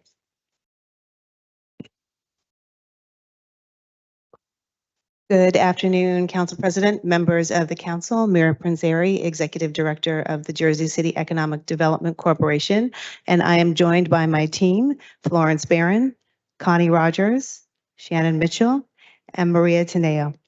We have one resolution for consideration for the Council. Agenda item number 10.27, Resolution 26-216, a resolution of the Municipal Council to the City of Jersey City authorizing the submission of an application to the New Jersey Urban Enterprise Zone Authority for Enterprise Zone Assistance Funds for Jersey City Urban Enterprise Zone Fiscal Year 27 Administrative Budget from July 1st, 2026 to December 31st, 2026 in an amount not to exceed $365,836. Attached to the resolution is our budget, which breaks out everything that will be covered in the first 6 months, which includes salaries and our operational costs. Also, for the council, you found at your seats a copy of our 5-year plan. This was required of all urban enterprise zone municipalities, and it is a roadmap for what the urban enterprise zone funding should do over the next 5 years. And that is basically the EDC's roadmap to utilize these funds. So please take your time, read through it, get back to us with questions. There's also a pamphlet there for our co-working space. Should you know anyone that is looking for co-working, we are very affordable, and we are located on the corner of MLK and Virginia, close to the light rail, the bus, and ample parking. And you have day passes. And we do have day passes. Sean, can we invoice EDC for that commercial right there? Any questions, Council? That was a PSA, Councilman. Any questions? You do have a beautiful office, and I think if someone wants to start a podcast, you have. Thank you. Just for the record, I don't do any billing for the city. Thanks, Sean. Councilman Lavara. Here, with regard to just like new businesses that come into the city, like Council President and I were just talking about Target down to 440. What's your organization's role with those, if any, around that? Currently, we do not have a direct role with that. We are here to support any and all measures as it relates to job fairs, workforce development, and the like. And of course, we reach out to the business themselves to make sure that they are registered as an urban enterprise zone business, should they be within the map, so they can avail themselves of all of the benefits of being an urban enterprise zone business. And the city will have another business registered, which affects the allocation that we get annually from the state. Is Target in them, in the UAZ zone? No. The one, yes, both targets are in the UEZ zone, and I believe actually the Target downtown is as well. I would need to check on that. But the other two that are opening are in that zone, and I have already been in conversation with them to make sure that they're registered. You involved with the Lowe's? We are involved with the Lowe's, and this dates prior to me coming with the organization. So if you have any specific questions about that, I can answer them via email. Right. Any other questions? This is not directly related to this resolution, but I wanted to take the opportunity while you're here because it is sort of like tangentially related. I was hoping we could discuss with the business administrator whether the certain special improvement districts that have already voted on and passed their budget, whether those budgets could be placed either as late items on this agenda or on the next council meeting's agenda. So one of the SIDs that I represent in Ward E, and actually we will be voting for me to be joining them. So I hope to earn your vote. But is the Historic Downtown Special Improvement District, and they voted on their budget, as you know, over a month ago in March at their meeting. I attended via Zoom and reviewed their budget and was there as they voted for it. And they are just waiting for us to put it on our agenda. And there's a lot of frustration and consternation about why has it not been placed on the agenda? It was passed over a month ago. So I was hoping we could gain some additional insight into that.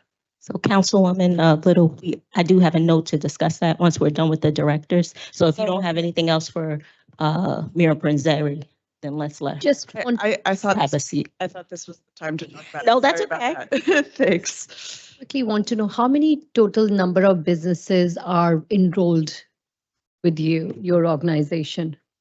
Enrolled with our organization or enrolled as an urban enterprise zone business?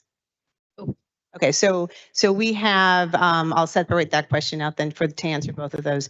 We have over 2,500 businesses that are part of our database from the work that the EDC has done over the years, and that is always growing. For registered urban enterprise zone businesses, currently we are over 600. And we, their goal is to always double that number by at least 20%. Last year, we met that goal and we exceeded it by an additional 30%. So we are looking to increase that number again this year. So since the time you joined, you have 30% more businesses have enrolled, you're saying? Since over the last year. Okay. So it would be from January to December. Okay. We had just under 100 businesses registered as urban enterprise zone businesses. And we had just under 300 recertify, which is also equally important to make sure that we keep the number level and growing. And I've been with the organization since April of 2025. Okay. Thank you. And Councilwoman, are there any? Director, please. Director, Councilwoman, are there any are there any benefits to UEZ businesses hiring within the community? And if so, what are they? So for hiring within the community, for that level of specificity, I would have to get back to you on that. The urban enterprise zone businesses within the zone can avail themselves of tax-free purchases for equipment for their business. Some of them can pass along the lowered sale tax, which is about 3.5%. And then other businesses, depending on size, they can avail themselves of different payroll credits and the like. But to the specificity of Jersey City only, since it's a statewide program, I would just want to get clarity on that before I answer the question. All right, okay, let me rephrase that. Okay. Just hiring, period, right? Because if I'm correct, I believe there's some sort of like tax credit or something like that as they hire more people. There is a tax credit for them. That's part of the payroll piece of it. So. Okay, and do we promote that within the city? We have not specifically promoted the benefits within the city. Every business that comes to us, we share that with them. Okay, but it's okay. It's shared with them, but we're not like Actively promoting it. There's never been a plan in place to actively promote that, so far as I know. If you're talking about a marketing campaign, we can certainly sit down and discuss it. Yeah, but not to the outside world. I guess more to the businesses, like with their, just to try to, push hiring. Every time we meet with businesses, every time we meet with groups, every time we do workshops, we talk about all of the benefits for the businesses should they enroll in the urban enterprise zone, and if they are within the map. Any other questions for Director? I just want to say thank you, Director, for working with my office. And we are really looking forward to our collaboration on different levels as we will be representing states too. So I think we can have more partnerships in future. Sounds great. I look forward to it. And also a friendly reminder to please get me your nominations for the Small Business Awards. They're due tomorrow. Thank you.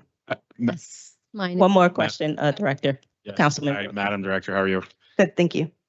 Just a process question. So this is for half the fiscal year. Correct. We will need to apply for the rest of the fiscal year in the second half of the calendar year. Correct. So the Urban Enterprise Zone Authority prefers that urban enterprise zone municipalities do their administrative budgets in 6-month periods to align with when the new allocations come up, to make sure that they are not over or under the number of the allocation. Administrative budgets are capped at 10% of a city's total allocation. Thank you. And I did read the email attachment that you sent, so thank you. Thank you. For flagging that. Thank you. Any other questions? We're good. Thank you, Director. Thank you. Joan, HHS.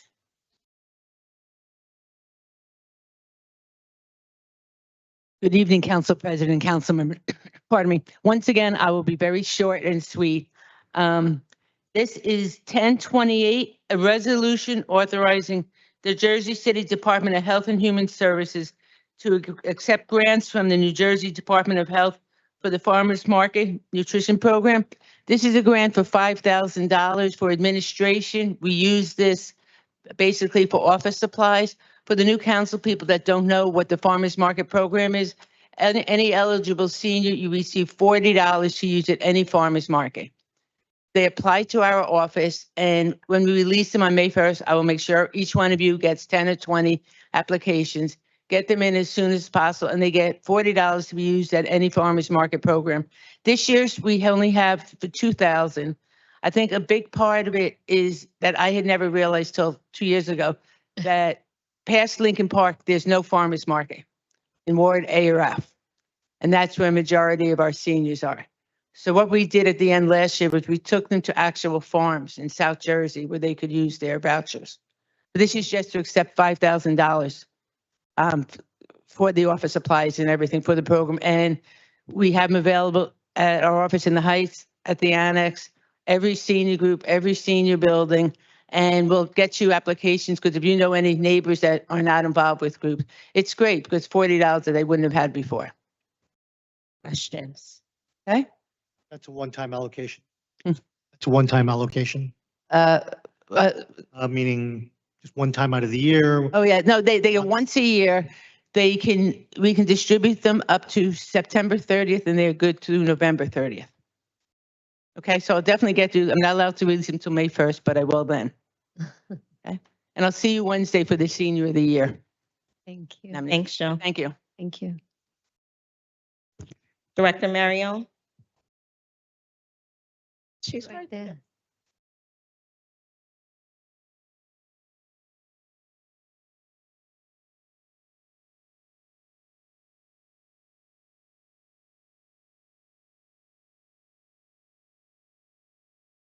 Evening, I'm here for 10, I thought it was 48, but probably not because I'm 10:45. This is a resolution authorizing us to conduct a study in order to designate an area in redevelopment. This was instituted or requested by the county, and Mr. Mathakudis is here to, I think, answer any questions or provide more color. I'm here to help you with at least procedure questions. Okay. Bill, you want to? Thank you, Tanya. Hello, Council President, members of the City Council. Great to be here tonight. So yeah, I'm here on behalf of the Hudson County Improvement Authority. Serve as the General Counsel for the Hudson County Improvement Authority. And this resolution 10.45, as Tanya said, authorizes the first steps toward creating a new redevelopment area for a portion of county-owned property, as well as a privately owned piece of property on the corners of Newark and Baldwin Avenues. This is part of and you see the letter that was attached, I believe, to the resolution from the CEO of the HCIA, Norman Guerra. This goes back to the previous council, and I think it was October, November, asking for the city's collaboration to declare 2 county-owned properties, to begin the process of declaring 2 county-owned properties areas in need of redevelopment. And this is part of a broader initiative by County Executive Craig Guy to build affordable housing, mixed income housing, with a substantial portion of that housing dedicated to families of limited resources, including people with the lowest incomes, on 4 different county-owned parcels in Hudson, all of which happen to be in Jersey City, all of which happen to be in Ward C. And this is not a concept foreign to Councilwoman Little. I know she spoke about it when she was a candidate for county executive. The previous council did authorize an area in need of redevelopment study for property known as County Plaza. You're probably familiar with that building off of Montgomery Street, Cornelison, substantial amount of surface parking. This piece of property that the county owns is surface parking again, catty corner to the Brennan Courthouse. surface parking is, I would argue, not only the highest and best use of this property, but it's a deleterious use that creates flooding, heat island effect, et cetera. We have a housing shortage and certainly a shortage of lower income housing. And the concept here is to do that. So this is the first step in creating a redevelopment area. The Hudson County Improvement Authority, pursuant to the statute that creates improvement authorities, has a variety of powers in the housing realm, sort of laid out in that letter from CEO of the HA, Norman Guerra. And the concept of the statute that gives those powers is to work collaboratively with the city. I mean, we have the specific ability to ask for this sort of area in need of redevelopment study to take place. Just a little, some of the basics on redevelopment areas and why they're important. Basically, this would give the city the ability to do and the county collaboratively 3 basic things that are important. One, we would be able to create a redevelopment plan down the road with input from planning, input from the community that would create new zoning for this area in a sense, maybe zoning on steroids. Redevelopment plans are a little bit more detailed than your average zoning. But these lots that are currently parking, some of them are zoned for 1 and 2 family homes. Can't get much housing in that type of zoning. We are right outside, literally across the street from the Journal Square 2060 redevelopment area, which is a 112 acre transit-oriented, high-density redevelopment area. We don't know what the zoning will look like here. Obviously, it's going to be a collaborative process. Another thing that a redevelopment area enables is the exercise of eminent domain. So there is a parcel that's sort of the hole in the donut here that is not owned by the county that we really need in order to provide a suitable footprint to develop anything of import. I can tell you that will not be we've been in contact with representatives of the LLC that owns that building. It will not be a contentious eminent domain. It's not a situation where they're going to say you shouldn't take our property. It will be an open, transparent, through an appraisal, arm's length transaction to acquire it. So there may be some debate about a fair market value, like there is an eminent domain situation. So this is the first step in the process of developing these parcels. Ultimately, there's a lot of votes, several votes that have to happen here, designating the area, agreeing after there's a hearing at the planning board.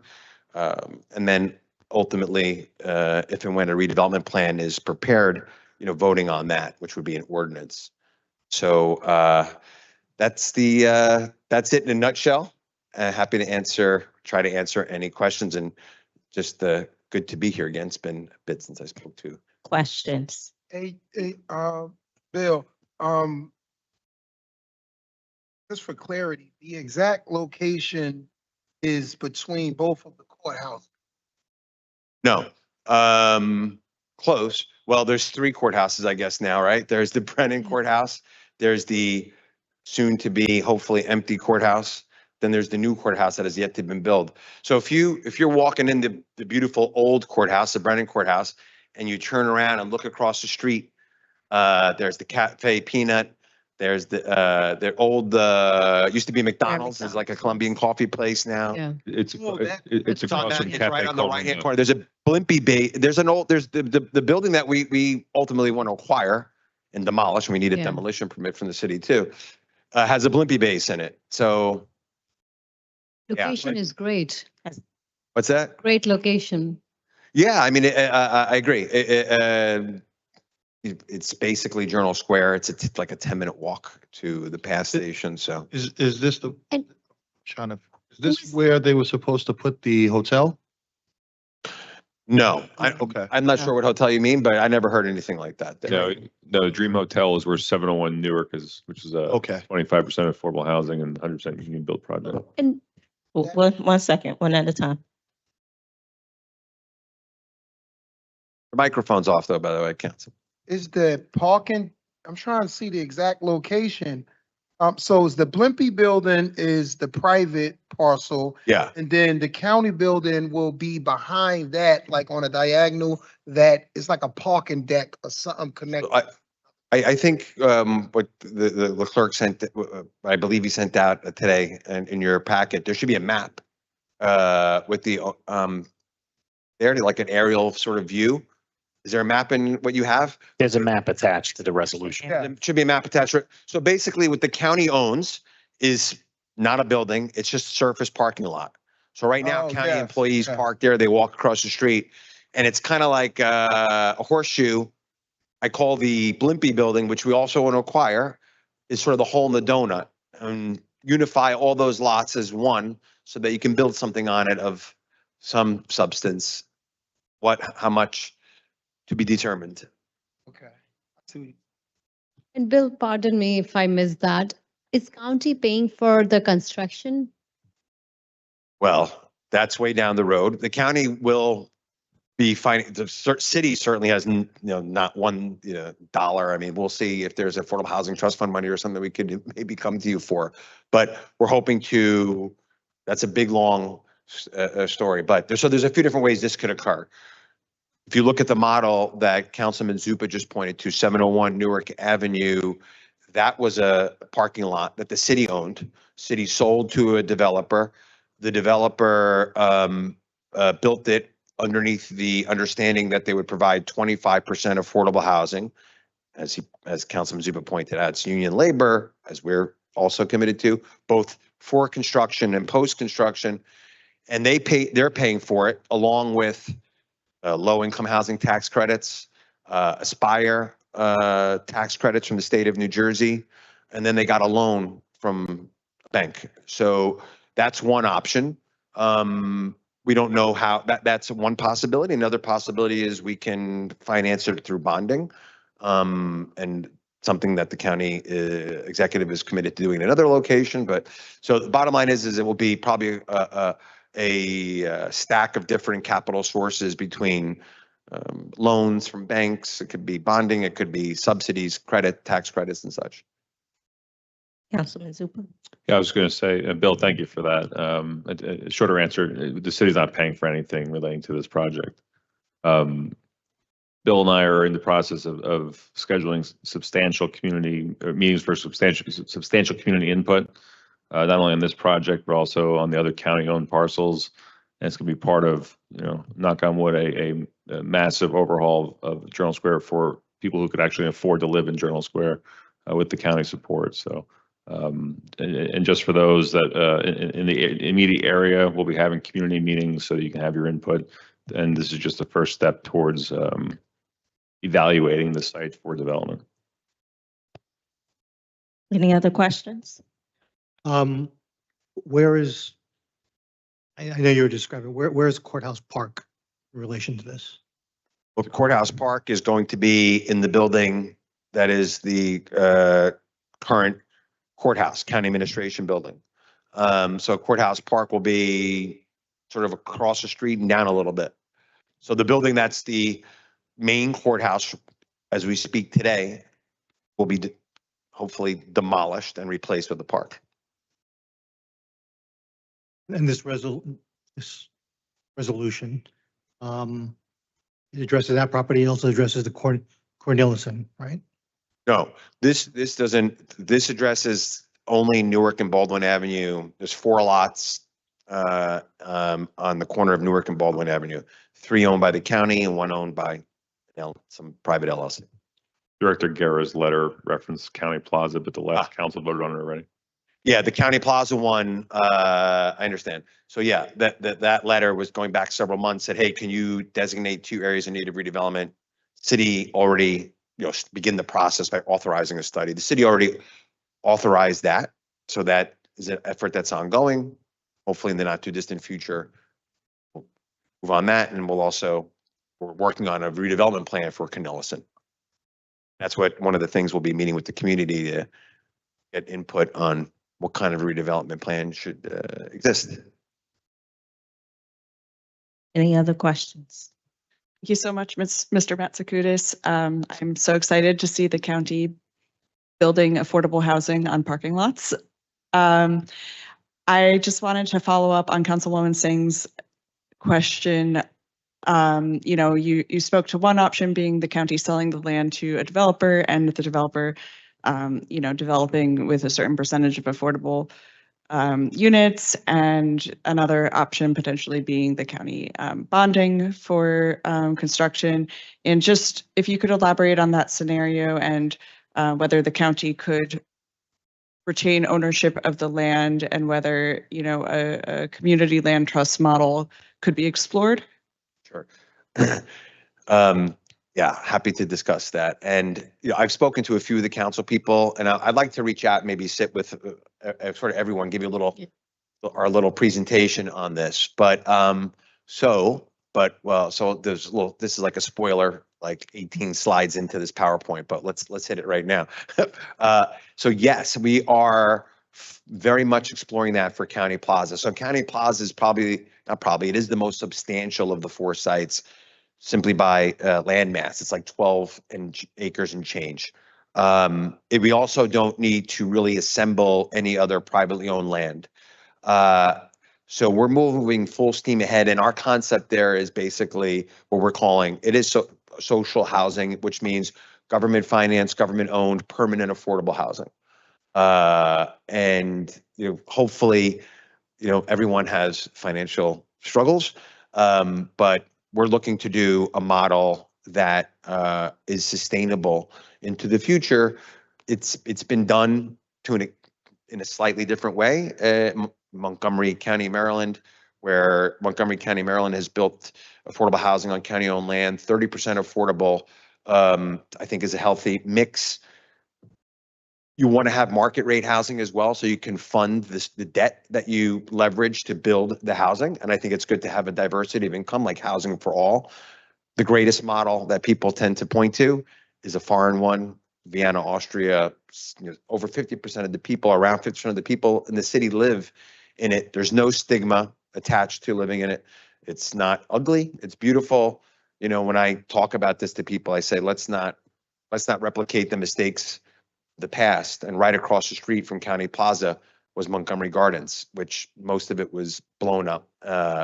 And it's only one of several public housing projects in Jersey City that went to the same fate. It wasn't just a Jersey City phenomenon, it was across the country. So yeah, that is exactly what we're pursuing. I mean, we have a lot of benefit when we do it that way.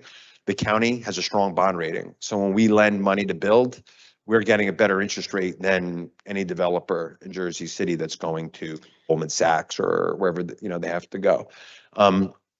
But since we are committed to 2 things, which is union labor, 100%, and 100% union labor, and a robust amount of affordable housing across the thresholds of all affordability, which means a substantial amount for the lowest incomes, right? It's a challenge to make those numbers work. So we're hoping to get help from other sources, like, you know, Spire tax credits. Billions of dollars have been allocated for projects that I don't think are as innovative or as good as this one. So hopefully there'll be some for us when we're ready to knock on the door. Any other questions, Council? So much. Thank you. Yeah, so you talk about low income and affordable housing, but there's a need in Jersey City for supportive housing. And you know, I would hope to see that, you know, the county, especially when the county provide a lot of services to people who are in need of supportive housing. You know, I would just like to see that and what you're looking to do in the future. Understood. Councilman Evers. Thank you. I had a long conversation with HEDC and planning last week about this same kind of study for the land under Christ Hospital, the parcels under Christ Hospital, and for the hospital itself. Could you speak a little bit for the record, to why it's so important, or why you feel it's so important in this case to try and acquire that last property through a study that designates this area in need of redevelopment with condemnation powers, and why other avenues for acquiring the property besides condemnation, eminent domain, why that might not work in this case? Well, for this particular parcel that's on the resolution, right? It's part of the New Jersey Constitution that says that if an area is in need of redevelopment, what they used to call blighted, it's got a lot, like, for example, parking lot, I think would probably fall into that category. It's not, it's vacant. It's largely vacant as cars parking there. And if you can't reach an agreement with someone who says, no, I don't want to sell it, somewhat controversially, it's been upheld by the United States Supreme Court that says that you can acquire it. You can even give it to some, you can even then sell it to someone else or another private entity if you want for development. So eminent domain, I don't think it's been utilized a lot in Jersey City, but it's there to, I mean, I've been part of it when I was corporation counsel. It's there for special circumstances where you need to utilize the power of the government to bring about something that's important and good, whether it's in the redevelopment realm or for the public purpose, like a park, for example. Right, and the study to designate this area in need of redevelopment is required for eminent domain. Is that correct? Yeah, I mean, for in the redevelopment context, it is. So basically, the way the redevelopment laws, and there's three things that I think you basically get out of a redevelopment area, right? One is power for eminent domain. Two is you can get what's basically people call pilots or tax abatements underneath the long-term tax exemption law. And three is you can draw up a redevelopment plan, which is sort of zoning on steroids. So instead of just saying, you know, neighborhood commercial, five stories, you know, some of our redevelopment plans get into all kinds of details. Like this part has to be open space. This, you have to put a recreation center here. You have to do, you know, some of the, you can even have the size of the units spelled out. So it's going to, I mean, and in the County Plaza place, we're, you know, developing a whole new neighborhood. So there'll be a lot of attention given to that. So you, in order to exercise those big powers, getting a tax exemption and having eminent domain, I mean, you have to show that the area is in need of redevelopment. And Jersey City now is go-to place, but that's after, you know, 30, 40 years of redevelopment. I forget, Tanya, and maybe probably knows, I think we have 100 redevelopment areas in Jersey City now. We might have more than that than traditional zoning. And it's a multi-step process, right? There has to be a hearing, there has to go to the planning board, and the redevelopment plan will be an ordinance that's going to have 2 readings here down the road. Thank you. Sorry, Bill, I just have to say, ask for it. I don't know if possible or not. If you are considering everything, please consider few new units for seniors. Okay. Need a lot of them. Thank you. Councilman Griffin. Yeah, so I just, Tanya, correct me if I'm wrong, but I thought in need of redevelopment, there are no condemnation, but it has to be a redevelopment plan for condemnation to occur.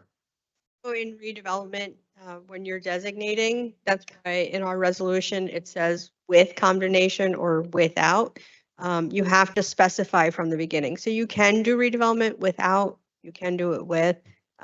This is utilizing that ability. Okay, thank you.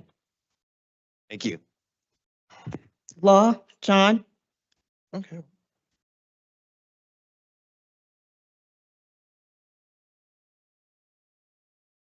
Good evening, Council. I only have a few. The first is agenda number 3.2, ordinance 26-024. This in regards to the enforcement of Title 39 in Droyers Point. Droyers Point's board had authorized the request of the city that it. John, 3.1. Oh, sorry, it's put on 3.2 on my printout. 3.1, sorry. Okay.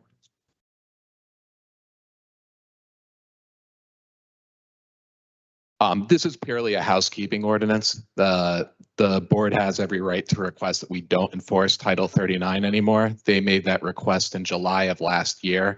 Per the statute cited, that would have made the end of the enforcement of Title 39 effective January 1st of this year. So the code is now outdated, reflecting some of the restrictions that would have been enforced by the city. This is just removing those from the code.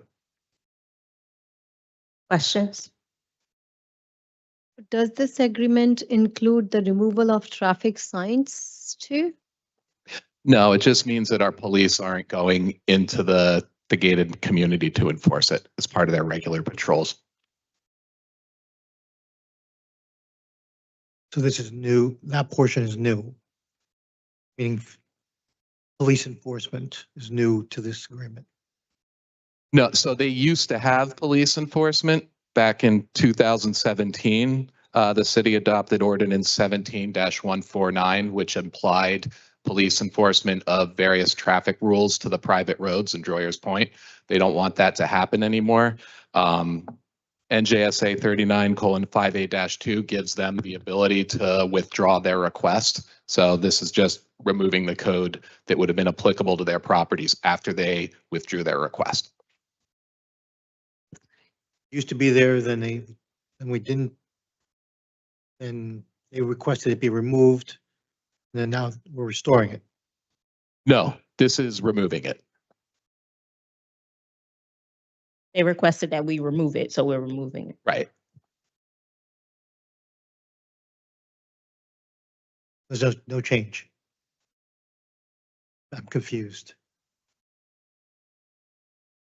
The change is that what was in the code marked where you could get an infraction from the Jersey City Police Department. Droyers Point said they don't want that code enforced anymore. And because it's private roads, not public roads, they have the right to do that per state law. So now the fact that they've requested that this enforcement no longer occur, there's a bunch of language in our city code that needs to get removed because it would be confusing otherwise. It's outdated.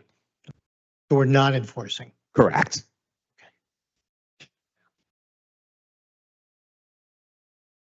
Get some different information at some point in time. Okay, next one, John. The remainder are the ones I have on the dedication by riders. Are there any questions about those at this point? 10.4 to 10.8, yes. I have the same two questions I had for the previous dedication by riders. If I can just get the balances on these accounts, and then for the last 5 years. Okay. Finance again, can have that. But did these riders exist previously? No, that's why we're doing them now. They were all caught by an audit, so you only have to do them once. So we're cleaning up the books that way. But these revenues have been collected for. They've been collected and they've been spent, but without the dedication by rider, they're supposed to go into the general fund and not be reserved for specific uses. All of this is dealing with funds that are reserved for a specific use. Okay. And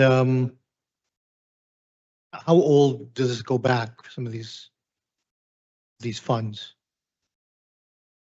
I don't know offhand when all of these accounts were created. I know that the Arts and Culture Trust Fund is a relatively new one. I believe the mass transit parking tax is also a relatively new one. For the others, I'm not sure what the dates are. And my last thing to the law department is just the enabling state statutes and code. If I could get the language on that as well. You provided before. Sure. I think in a number of them, I actually put clickable links. You can go right to it. The links are there? Yeah. But I'd be more than happy to chat with you about it further if you have any questions. Yeah, and Councilman, I believe the finance department did send the balances over based on my request this weekend. If they didn't, I'll double check. And then I also asked them to get the expenses for you as you requested. Councilman Brooks. Yes, on 10.7,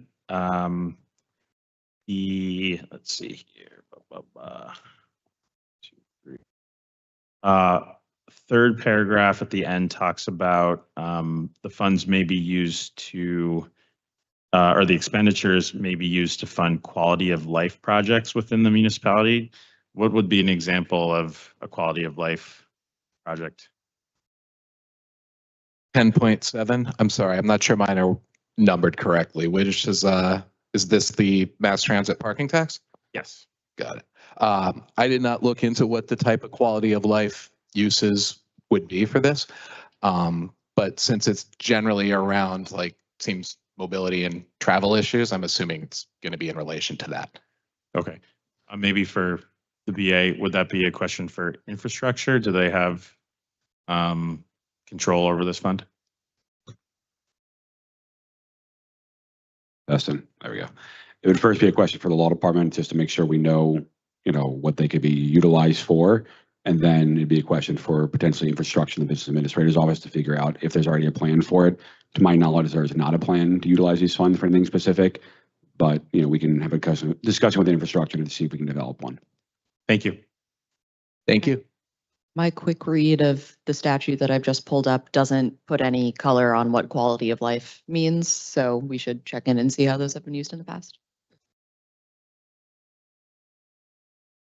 Any other questions? Thank you. Thank you. Okay. So I have two resolutions that the council wanted to discuss.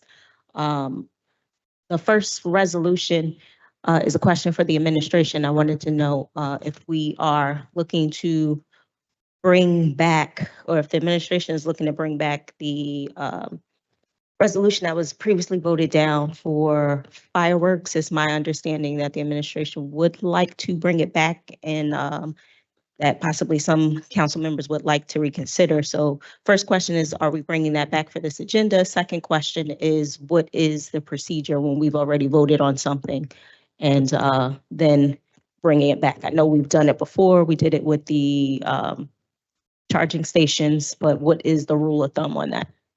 Yeah, so this is the resolution 26-171. It was a resolution regarding the fireworks at Liberty State Park for the Veterans Association. The administration has no objective to bringing it back. The council's on board. We're happy to bring that back and allow a vote on that again. I'll let law department jump in and correct me if I'm wrong, but I believe for resolutions, there is no prohibition about bringing it back at a follow-up meeting, maybe this meeting or any meeting thereafter. It would require at this point a late item. So it'd be an introduction from the council, a vote of 6 members, and then we would vote on it as a council afterwards to see if they agree with continuing the practice there. Just for clarity, if we're bringing it back, is this a public or private event? Because I'm receiving conflicting information. I believe we have a member. Yeah, there are The applicant representatives here, so. If they want to. Nevins or Yeah, someone else. they'd be the best one to answer your questions, Councilman. Hi, Councilman. This is a charity event being put on by the Veterans Golfers Association in support of the veterans. It's being hosted at Liberty National, but it's a charity event for the veterans. Can you identify yourself for the record? Oh, I'm sorry. Nevins McCann, partner Connell Foley, here on behalf of the applicant.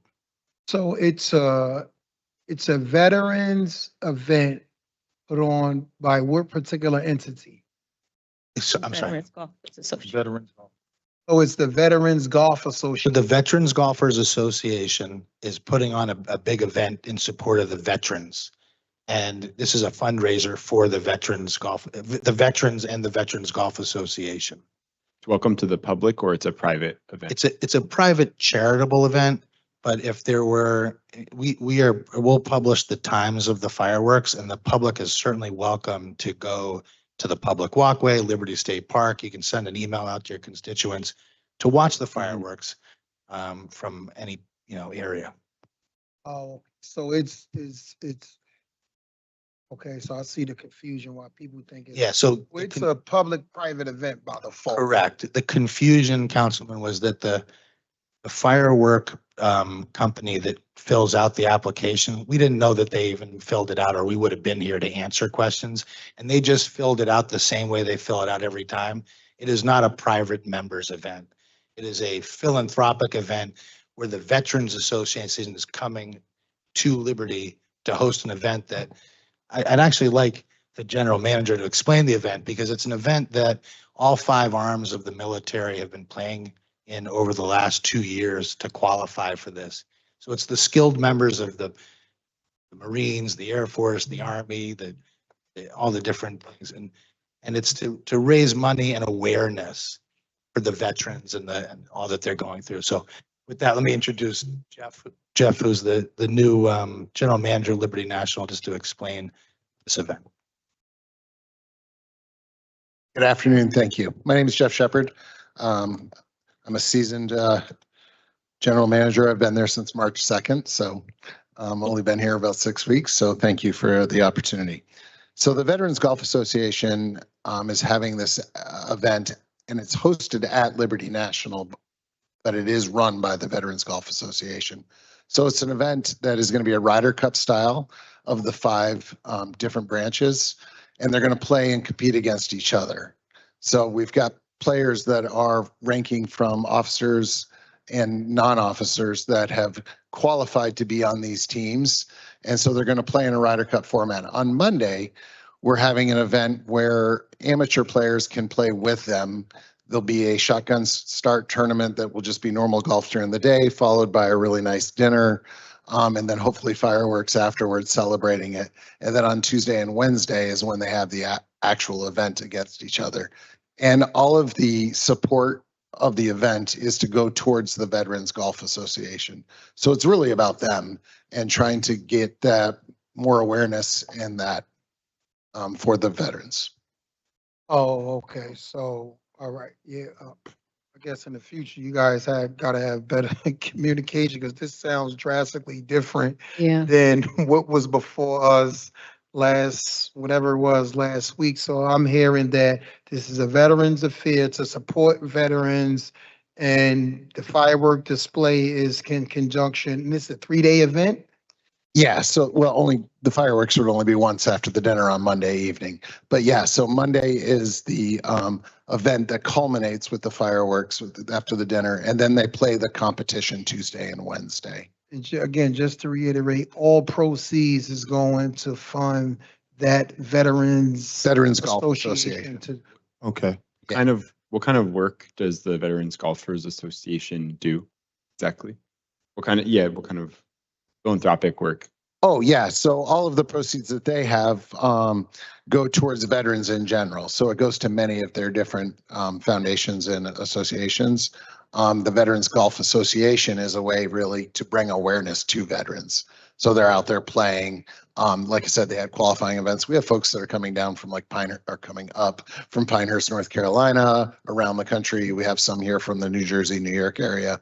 So it's a really cool thing. And it like I said, the big purpose of this association is to bring awareness to veterans. Okay. And my question from last session, or the hesitation that I had to vote for it last session, was particularly we've been seeing a lot of environmental issues, concerns at Liberty State Park, and from both attacks on public space to also attacks on animals at Liberty State Park. So especially in light of that, I was concerned that having fireworks right there by the park and the golf course presented a threat to animal and wildlife. Could you speak to anything that you all are thinking of in terms of your fireworks display that could help mitigate some of those concerns? Yeah, so that's why, and unfortunately with the confusion, we do have a professional fireworks company that will perform the fireworks and adhere to those safety guidelines. As far as the technical aspect of that, unfortunately, I can't speak to that. Yeah, I understand if you don't have those, but would you mind sharing those safety guidelines that are in place from the company that they're over email afterward? Yeah, no, we can provide that to you. Absolutely. That'd be helpful. Thank you. Yeah, absolutely.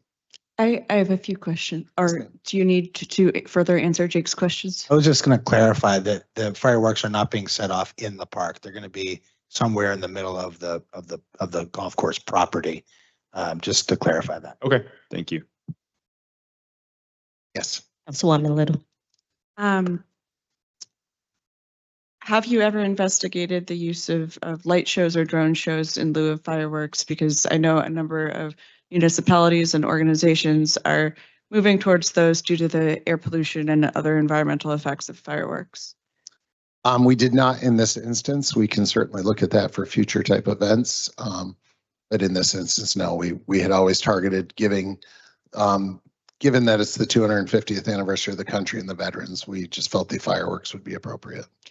And is the tickets for the event have already been sold, I'm assuming?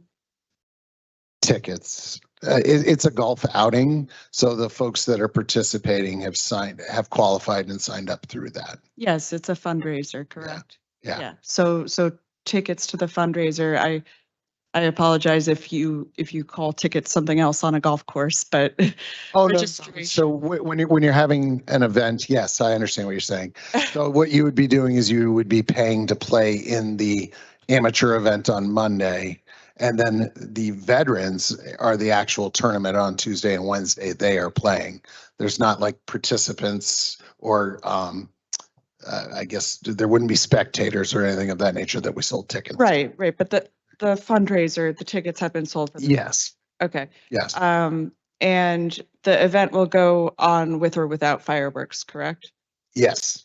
So we are never, the council would never want to cancel this event. We, definitely want to support the veterans. It sounds like a fun event. I don't golf personally, but I can see the appeal. If one did golf, it sounds like a fun event. But it sounds like, what I'm trying to understand is, do you anticipate people withdrawing from the event if the fireworks do not proceed? No, I just think it's kind of an integral part of the event, just celebrating what we're doing. So it's one of many components of the event, from the golf to the dinner to the fireworks show to the celebration, opening ceremony, the singing, the things of that nature. It's just one part of the whole event. Thank you. And Jeff, I thank you for answering all my questions privately, but just for record, I'm confirming this is a fundraising event for the veterans. Is that correct? Veterans Golf Association, yes. Thank you. Councilman Zupa. So, sir, thank you for your information. This is a question I have for the administration. So just to clarify procedurally, will the administration be putting a new resolution on? The reason I ask is because I wouldn't want the council to reconsider a past resolution, because I would, based on the information that was presented to us last time, I would stand by my vote. It's vastly different than what we're hearing today, which is a veterans event as opposed to a private event at the golf course celebrating our 250 years of independence, not open to the public, which I would again vote no for. As opposed to this different and newer application. Right, charity, all that good stuff. Yeah. Yeah, so we don't reactivate a failed resolution. It have to be a brand new resolution. All right, thank you. Thank you. So council members, at the council meeting, the administration will add the late item, and then Sean will ask us for a motion to add that late item and any other late items to the agenda, and he'll probably make it a compound motion. And so the next item, Councilperson Little alluded to earlier, some of the council members have concerns in regards to the SID budgets being held up. So we're looking for clarity around that. And I think we also have representation from the Historic Downtown SID here if we need their input. Sure. Yeah. So the SIDs in general, and frank, it's not just the Historic Downtown SID, there's also Central Avenue SID, have an obligation to submit their budget by April 1st to the city. That's why, they say that they voted on it a month ago. So they submitted their budget. It has to get voted on by the council, but gets reviewed by the administration prior to that. We wanted to sit down with every SID going forward for everyone who has a budget for the city, just to get some feedback. It's a new administration, so they want to understand what are their objectives, what are their needs, and then based on that, figure out if there's anything the administration needs to do to meet some of those. Also to make sure the expectations from the administration side is standardized across all SIDs. Every SID has a vastly different budget, both economically and on expenditures. So we just want to make sure that there's kind of a uniform and, non-discriminatory or non-kind of unstandardized practice for every SID to follow as far as what, we think they spend their money on, what the city allows them to spend money on, anything of that nature. So Okay. The Historic SID, the Central Avenue SID, both received indication from us, and we want to sit down and discuss it with them. Their budget, I believe, if I'm not mistaken, does not expire until June 30th. So there's plenty of time to still vote on it and consider it. This is just a step in this process to understand what their goals are, what their needs are, and go from there with any feedback from us. Councilman Griffin. So as a former director of an SID, that explanation to me, it sounds like the administration is trying to micromanage SIDs. And SIDs are taxed twice, right? So their property taxes is for the city services that we provide as a city. And the SI and the assessment is their actual funding, right? So when they create these budgets, it's based on what they see on how to make their districts move forward and not the city, the council. Like this is their budget and this is how it can move. Of course, we can meet with them and discuss some stuff, but in no way can we have any effect one way or other on their budget. Yeah, Councilman, the intent is not to micromanage their budgets. You know, I would also kind of retort with, I don't know how many times the previous administration ever met with the SIDs. To my knowledge, it wasn't very frequent and it wasn't across the board fairly to every SID. This administration absolutely wants to change that. They want to make sure that every SID is getting the same amount of attention, that every SID is recognized by the administration, that there's an open dialogue between those SIDs and the administration.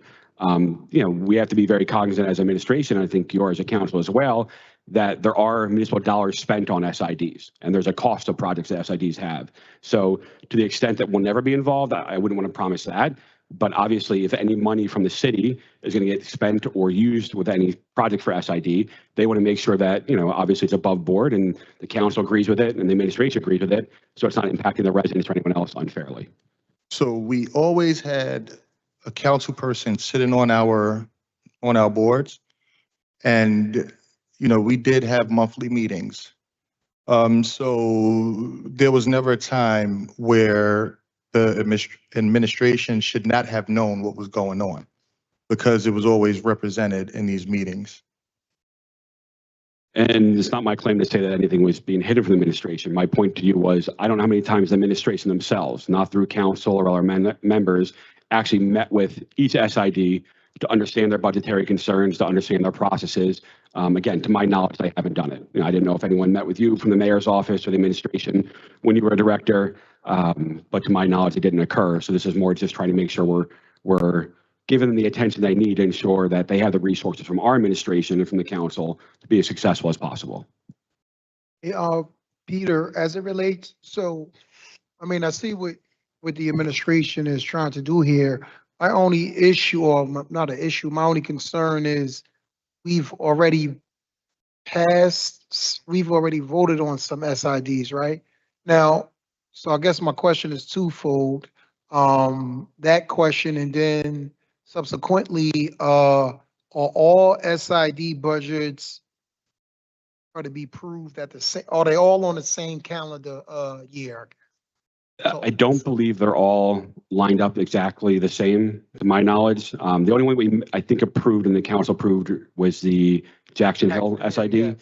But again, that was more fledgling administration. They're trying to get a grasp of everything. I don't think they had all their expectations set out. We're getting more budgets now. We've got the HD SID, the Central Avenue SID. I was informed that the West Side Avenue SID was voting on their budget now. So we have 3 in the hopper that are coming out. So with all the budget coming in, everyone reviewing them, they want to set a standardized practice. So we're just kind of on the same page. We're not doing a one-off or one shoot for each one of them, but have a chance to sit down with all of them, get their needs, their concerns, and make sure that, you know, they're getting the resources from us, you know, so they can be successful as well. This is a due diligence mechanism, if you will. I would say a due diligence and an understanding. You know, there's a lot of people in this administration that were new, that weren't part of the government before or weren't part of any government before. So it's really a chance for all of us just to understand the process, understand the SIDs, how they function, what the expectations are, what their requests for the administration are, and make sure we're all on the same page. So in light of all of that, can you either confirm or deny if these SID budgets are coming within the next council meeting or so? So the intent is to have those meetings prior to the next council meeting, so we could potentially put them on there.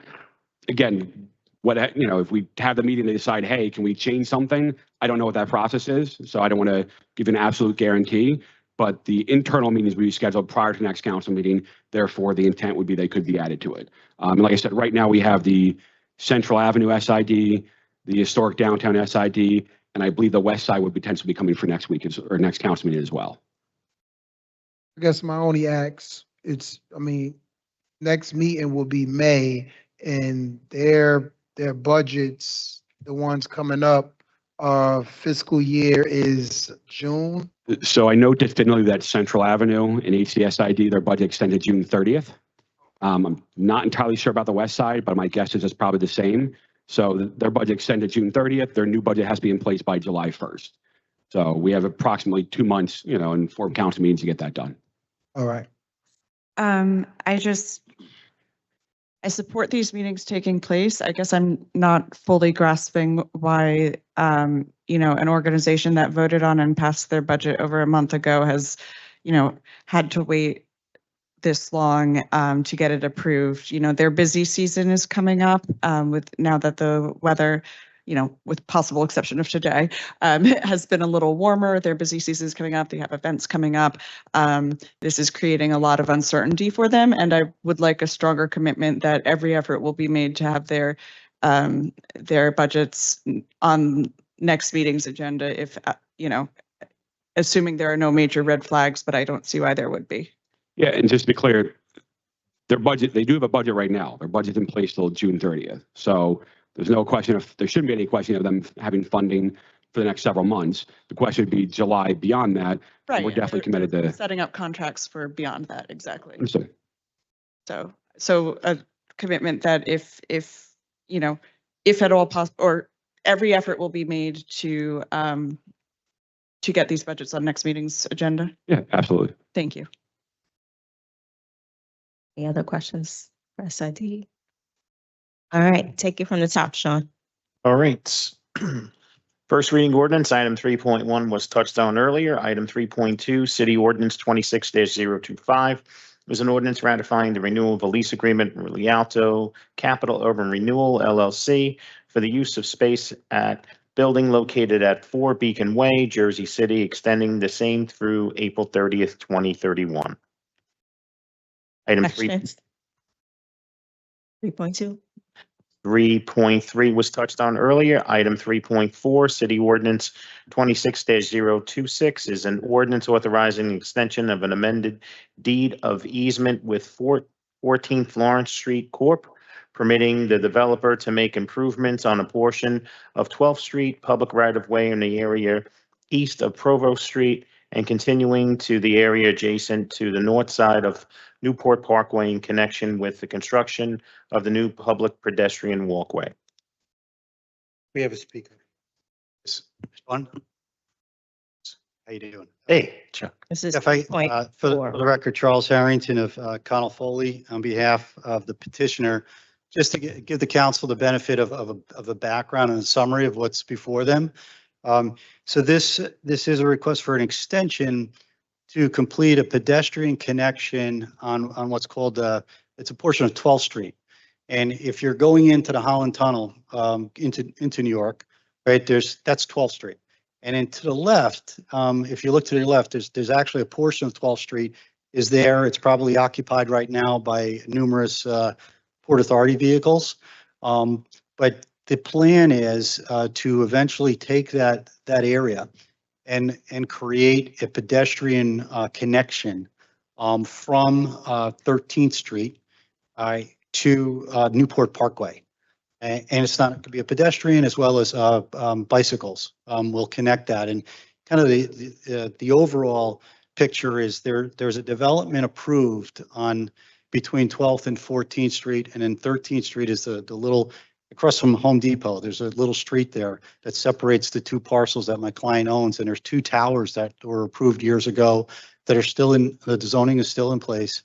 And after that approval, we worked with the city and the Port Authority to create this potential pedestrian connection. Which then it connects not only those projects, but the idea is also to connect that on the north side of 14th Street, where you have all that development happening now by St. Lucy's Church and Jersey Avenue. So That gives you a connection to walk into Newport without having to cross 12th Street right by that tunnel, which can be a little dangerous probably. So the initial agreement and easement gives us an outside date of February of 2027 to complete this. We are asking for a 5-year extension to do that so that because the project is still not in the ground. There's still a lot of moving parts that have to take place. And they're looking at possible amendments, but otherwise we'd have to get in the ground and try to get this done within the next year. So we're asking for the 5-year extension to give us room to complete this. It's something separate and apart from the project. They're not tied together. But it's something that my client is responsible for as well. It's not the city. The city has no cost as part of this. It's all on the developer's dime. So we're asking for an extension of 5 years to complete it. Any questions? Is other work going to be underway during these 5 years? Is the pedestrian walkway part kind of waiting on other work to be completed? Is that part of why it's been delayed? It's been delayed because the initial project wasn't started. So it's kind of, we don't want to do the pedestrian walkway when there's nothing else there. It's kind of, you'd have this nice shiny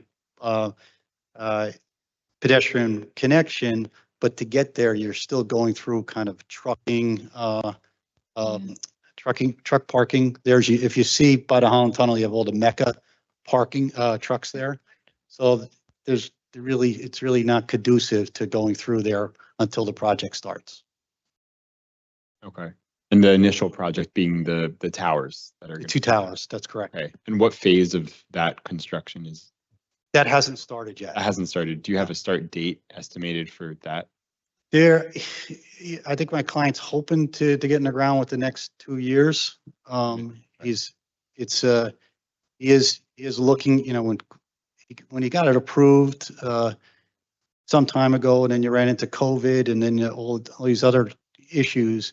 So now he's taking another look at it. He wants to have a discussion with the new administration about, different issues too, about possible changes. So to work with this, the administration and the council for, possible changes. And part of, I think, the proposals here were saying that you would have approval from Port Authority in the project. Is that all in? Do you have the requisite approvals? Yes, that's all done. And that was like the initial coordination took years, like at least two to 3 years to get this together with the Port Authority. Okay. So we have that because there is a piece of the Port Authority parcel at the eastern end of 12th Street that we need to cross over. I say we, the public needs to cross over to Newport Parkway.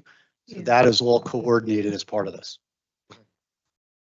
I am all for pedestrian improvements, especially in this part of Ward E. This is very exciting.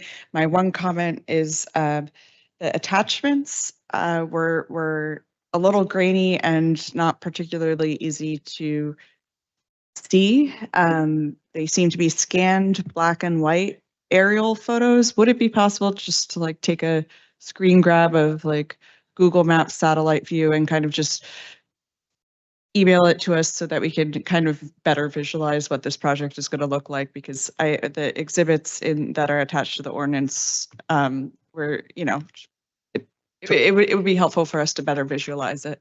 Totally agree. I had a conversation with Mr. Horton earlier today that that's one of my tasks tomorrow is to try to put this together so it's easier for the council to see. Thank you. And I could not figure out, are you using the area where Port Authority is using for parking their vehicles? Currently, right now, they are parking vehicles there. Yeah. As part of the agreement, they will move their vehicles out of there. Okay. So that then we will create the pedestrian area, which we've already presented to the planning board and it was approved. So there's a plan in place for it. But yeah, all those vehicles on 12th Street will be removed. Thank you. Thanks, Chuck. Go ahead, Sean. Okay, on to our second reading ordinances. Item 4.1, City Ordinance 26-019, It's an ordinance approving an easement agreement by and between the City of Jersey City and AR SciTech LLC for the benefit of the public for the pedestrian access and passage over and across portions of the property known as 189 Phillip Street, Jersey City, New Jersey. Just wanted to ask for that briefing on SciTech City. Whoever's available to do that for the administration. And Chuck, you still owe it to me too. I know. Come on, man.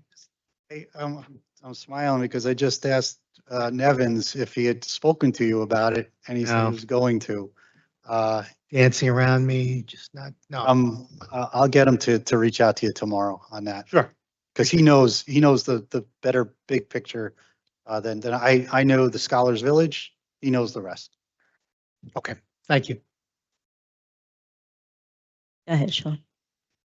Item 4.2, City Ordinance 26-020 is a franchise ordinance granting permission to 412 Liberty Avenue LLC by its managing member, Nakesh Shah, allowing the installation of stairs that extend into the right-of-way beyond the boundary lines of Lot 51, Block 2601, and are for the benefit of Lot 51, Block 2601, commonly known as 412 Liberty Avenue, Jersey City, New Jersey. Item 4.3, City Ordinance 26-021 is a franchise ordinance granting permission to Manson Ambassadors LLC, its successors and assigns, to construct private improvements within 200 feet plus or minus of the First Street public right-of-way adjacent to Lot 26, Block 11402 on the official tax assessment map of the City of Jersey City, 230 First Street. And our last second reading ordinance, item 4.4, City Ordinance 26-022. It's a franchise ordinance granting permission to HHNJ Procope Phase 3 LLC to encroach within the public right-of-way sidewalk at portions of 15th and 16th Streets to allow for an elevated ramp and stairs for building entry 316 15th Street. Then we have our public request for hearing. We have currently 53 speakers. And on to our petitions and communications, items 6.1 through 6.28. Any questions or comments? Sean, can I please request copies of 6.4, 6.17, and 6.18? Sorry, I didn't have something right. 6.4, 6.17, 17. and 18? You got it, and I'll send it to everyone. I'd like to request 6.1, please. 6.1? Yes, thank you. You got it.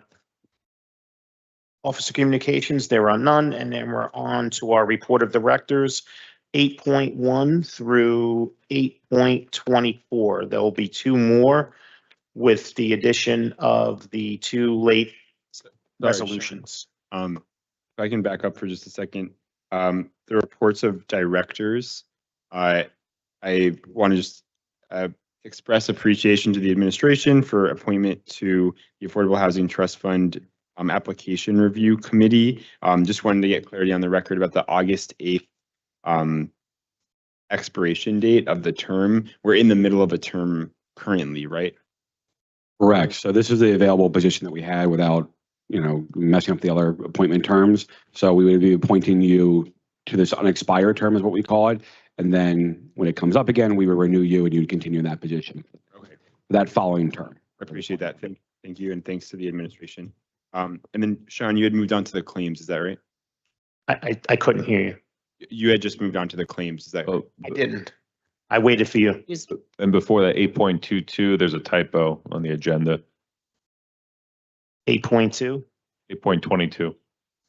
Oh, yeah, the I believe it's appointing Miss Harris to the library board. It references me, but it's supposed to say Miss Harris. I thought I corrected that. I apologize. That will be corrected. Actually, wait a minute. Wait a minute. No, that is correct. Harris is 8.19. Harold Harris is 8.19. Then, okay. because you're not being appointed to the library board. This is for the Open Space Trust Fund Advisory Board. Do you see that, Councilman? 8.22. Yeah, I printed the agenda on Saturday, Sean, so I'm going off. Oh, it's okay. And I know the sun is like in your eyes too. So, it 8.22 was incorrect initially, but I did correct it before we printed the agenda for tonight. You have eyes behind your head. His light is shining down upon me, Sean. Thank you. That's what it is. I will say, coincidentally, the I in Mira Prin's area is missing on 8.22, so there is a typo. So they had to find something wrong yeah. with it, right? He It had is. for his It is. fellow council member. Okay. You're that good. You know what? There's I'll something have- wrong with it. I will have to re-correct 8.22. Well, just goes to show you no one's perfect, even though I'm born on Christmas. Anyway, listen, who says you can't laugh during meetings, right? What would you do without your clerk? Anyway, on to claims and addendums number 1. Councilperson Efros, do you have a question on the claims? I do, yeah. I have questions, and they go across both of the claims. The library appropriations on page 20 of 9.1, there's a little over $5 million to library appropriations. And then on 9.2, the addendum number 1, it's the tax levy to the library, 44.5+ million dollars. Where can we find the actual spending and breakdown of the library budget? I would have to, I believe it'd come from the library board themselves. I think Terry Hill's their director. So we'd probably have to request, or we can request for you, a copy of their expenditures and their budgets. You can see those. Yes, I'd like to make that request, please. Yep, not a problem. Thank you. Just a question on claims too, and this is fitting considering the light is still shining on me. There's on page 19, it's page 257 out of the 853 page agenda packet. There's $7,500 for outreach services to Full Gospel Church. Could you just speak to what that is? Right now I cannot, but I can get to the answer by Wednesday. Thank you. I have a question on page 29 of 9.1. It looks like a refund to the county of $382,000. Do we know what that is for?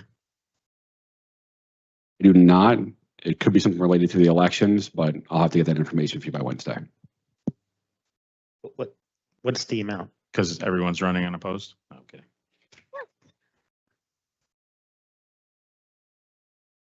My clerks tell me it's not election related, so definitely get it by Wednesday. The clerk knows. No.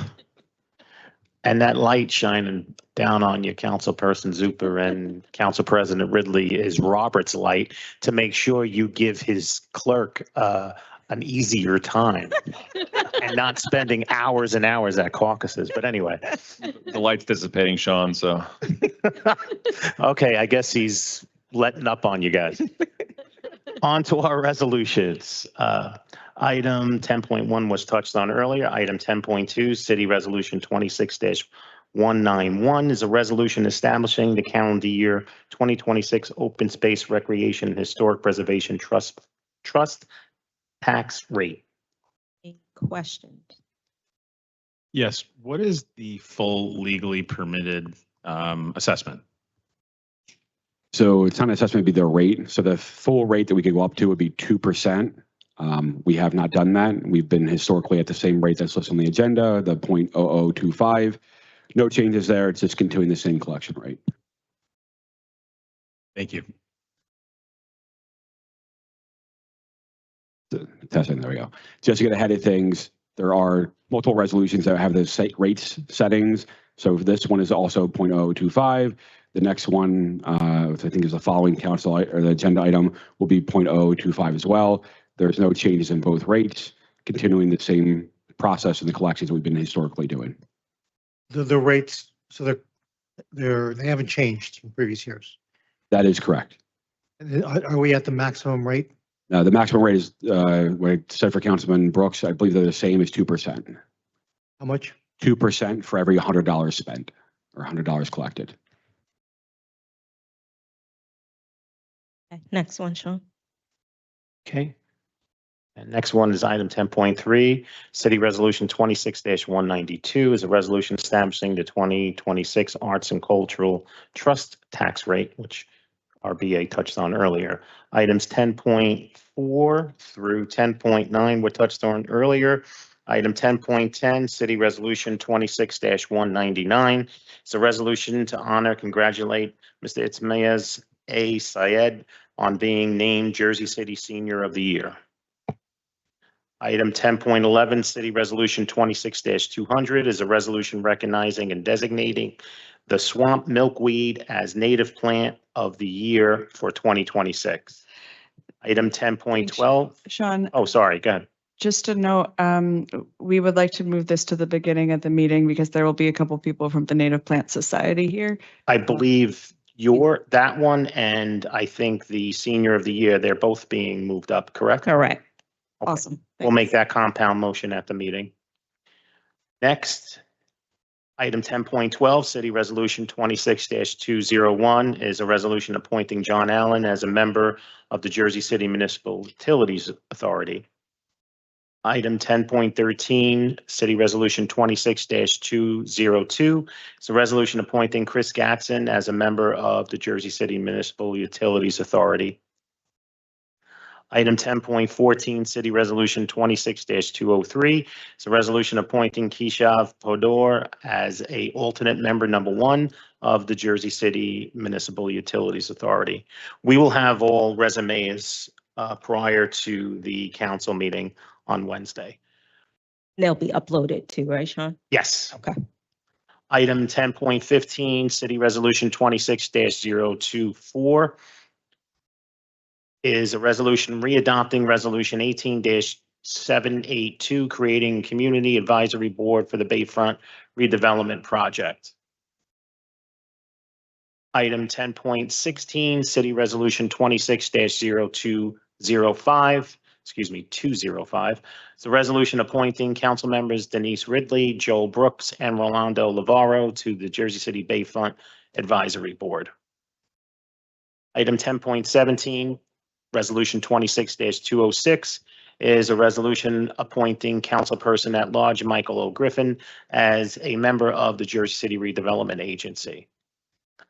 Item 10.18, City Resolution 26-207 is a resolution appointing Elena Little as a member of the Jersey City Shade Tree Committee.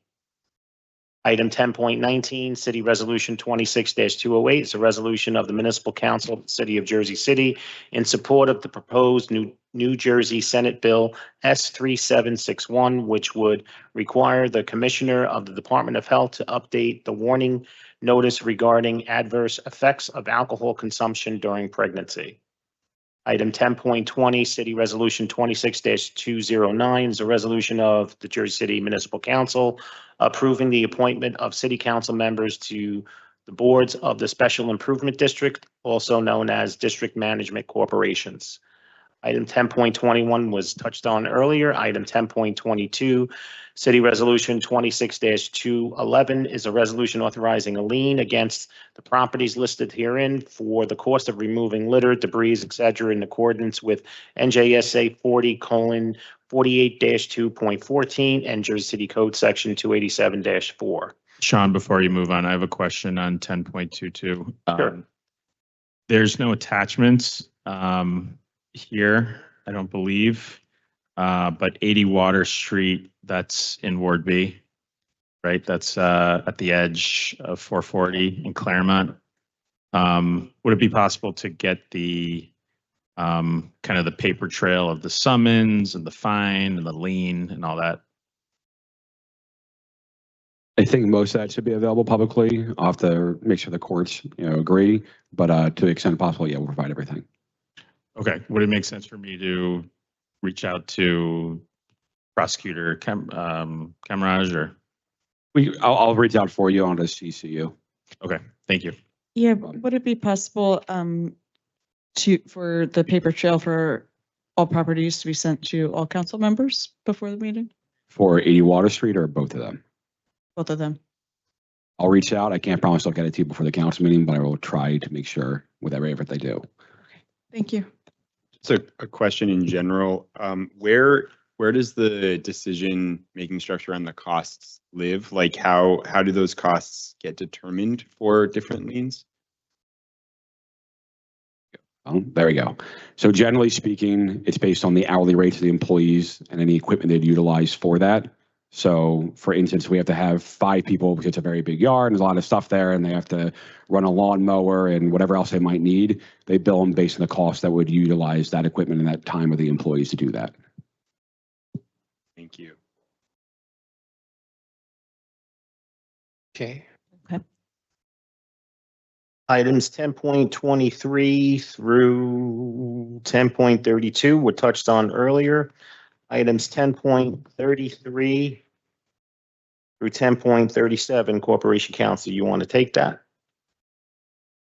Sure. I sent a memo to all council members over the weekend regarding all of these items, but I'm happy to answer any additional questions that you have. I will just remind the council that those memos were confidential and subject to attorney-client privilege. So if you have questions, please ask them without reference to the content of those memos. I have a question regarding items 10.33 through 10.35, just for the public record. The funds for this are out of 2025 reserves, not 2026. That's correct. Great, thank you. Can I just get clarity from the BA about these 25 bills that come out of the 25 reserves, as Councilman Brooks said? So that money is just sitting there, it hasn't transferred over to anything or carried over at this point, or? So we have a certain period of time to spend the money. I believe it's till the end of April. I have to double check with finance to get the exact date. But we have a certain period of time for any money that was not spent or over collected, or, things like taxes. You have, additional funding that would be in a reserve. We can use that money for a certain date for the previous year's, expenditures, payments, et cetera. And then eventually it shifts over to the new year and we have to shift everything to the new budget. And if it goes unspent, then it carries over into the 27 as surplus? Is that right? It would be, depends what the monies would be, but essentially, yes, it'd be either surplus or refunds or something to that event that we would count as a surplus budgetarily. We get balances for, is there any way to access that money outside of using it for these purposes, or can we bring it into the 26 budget? What we do to a degree, we usually, depending what we want to do with it, we could either spend it, but historically that's been a problem for the city where they spend their surplus every year and then you have no rainy day fund. So to the extent possible, we want to keep as much of it as we can, given the difficult budgetary times we have, but it's good to have a reserve there of any surplus for any unanticipated expenditures that might come up, settlements, reverse tax appeals, things of that nature, overages for healthcare, we're a self-insured city, so that can always go up. To that extent possible, we want to try to keep some of that reserve, but obviously if we need it for the operating fund, we can bring it into it if we need to. We can bring it into the 26 operating. You know what? I'm going to finish the councilman's question. Can we get a balance of what is left over from 25? Sure. I can take the surplus away from 25. Like, yeah. Go ahead, Sean. Okay, item 10.38, City Resolution 26-227 is a resolution authorizing a closed session of the Municipal Council on Wednesday, May 6th, 2026 at 5 p.m. to discuss issues related to pending litigation. Item 10.39, Resolution 26-228 is a resolution appointing Laura Bustamante as a member of the Jersey City Medical Center Board of Trustees. Next, item 10.40, City Resolution 26-229 is a resolution appointing Thomas Zupa to the Open Space Trust Fund Advisory Board. Item 10.41, City Resolution 26-230 is a resolution appointing Elena Little as a member of the Jersey City Planning Board. Item 10.42, Resolution 26-231 is a resolution authorizing an emergency temporary appropriation. So, yeah, I have a question on this. It looks like there's an increase in this amendment of local spending in addition to the money that is being pulled from grants, an increase of local spending to the tune of about 99,000. Is that right? Am I reading this? Yeah, that's for the statutory expenditures of the PERS. So PERS is a retirement fund. So it was just a rounding error. They didn't have the exact amount there. So they're just correcting that to make sure that there'd be sufficient funds there between June when the ETA would expire to make all the retirement payments they would need to. Okay, thank you.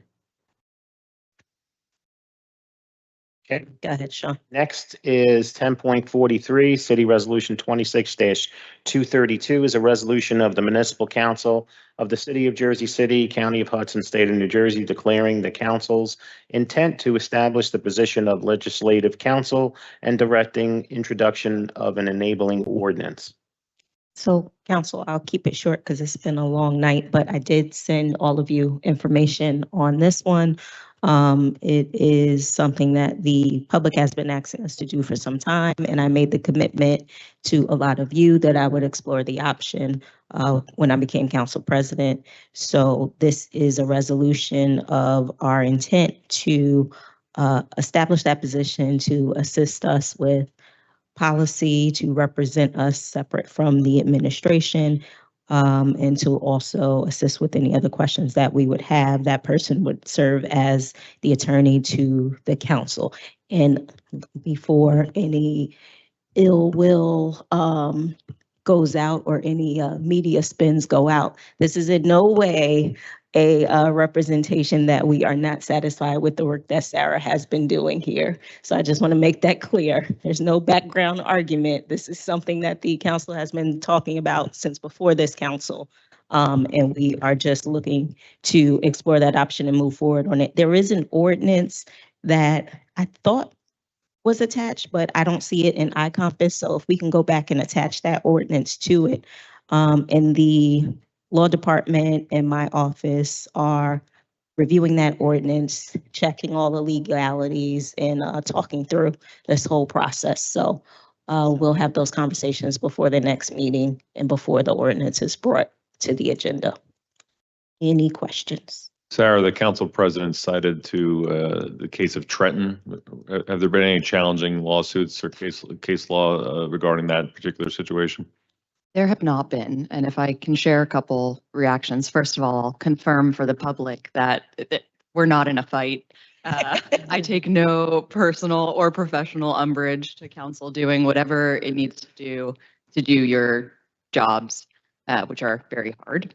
I have been vocal and public about both the tensions that are inherent in my role and also the limitations of my department, which these are my words, not yours, do limit the degree of client services that we are able to offer everyone in the city, including you. So from my perspective, the only two questions with this are, one, is it legal? And two, whether or not it's legal. If you do it anyway, what happens? On the first question, I have only had 3 days of knowing about this resolution to research it, but I will be candid that my preliminary best assessment is that it is not. There was ample case law prior to 1985 making clear that fundamentally the Faulkner Act contemplates that the administration and the legislature work together and have one council that represents them. I understand this council's suggestion in the preamble to this resolution that there was an amendment to the Faulkner Act that happened in 1985 that changed that.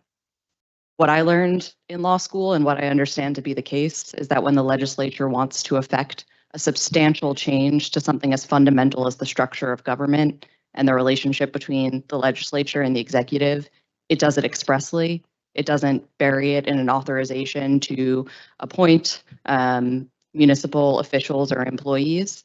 And there have been cases post 1985 that again underscore that original reasoning about the fundamental structure of government. So I do have serious concerns about whether or not the contemplated ordinance in its current form is lawful.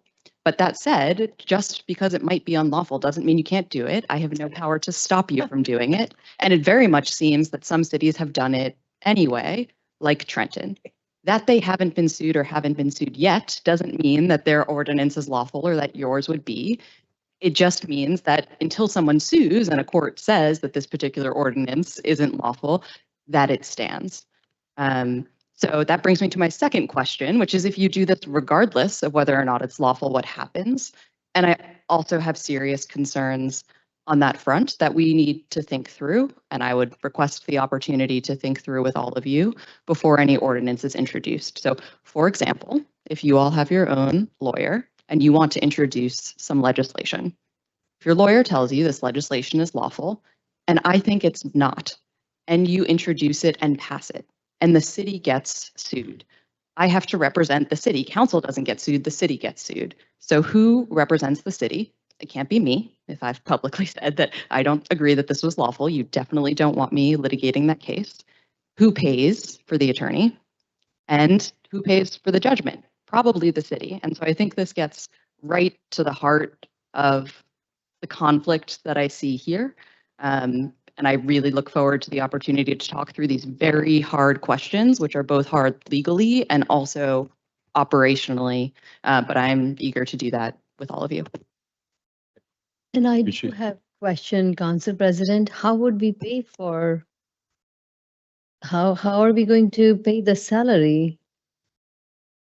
Well, we would have to stick within the budget. There's money there for us to do it. So we would discuss all that when we'll cross that bridge when we get to it, but yeah. My other question to that, Council President, was, do you envision this being as opposed to a salaried employee, similar to when we hire outside counsel? I think those are some of the things that we have to discuss as council. Right now, we're just trying to figure out if it's something that we can do. And then we would then have to decide what that contract would look like. So I would look forward to Sarah's opinion. Ironically, I suppose. Well, I will think she say did a one good thing- job of explaining both sides Yeah, just now. I mean, if Sarah, I'm sure you're contemplating a memo. I appreciate your memos. I look forward to one here. And then also the logistics of it. I mean, as a salaried position, it's unfunded. That's one, right? And given the work that is contemplated, I imagine this can be if it went forward, would be an RFQ to hire a law firm or lawyer, the same way we do for outside counsel, to give advice up to a certain amount. I can tell you in my private practice of giving advice to municipalities, be a lot less than what a salaried employee would be. So just something to consider.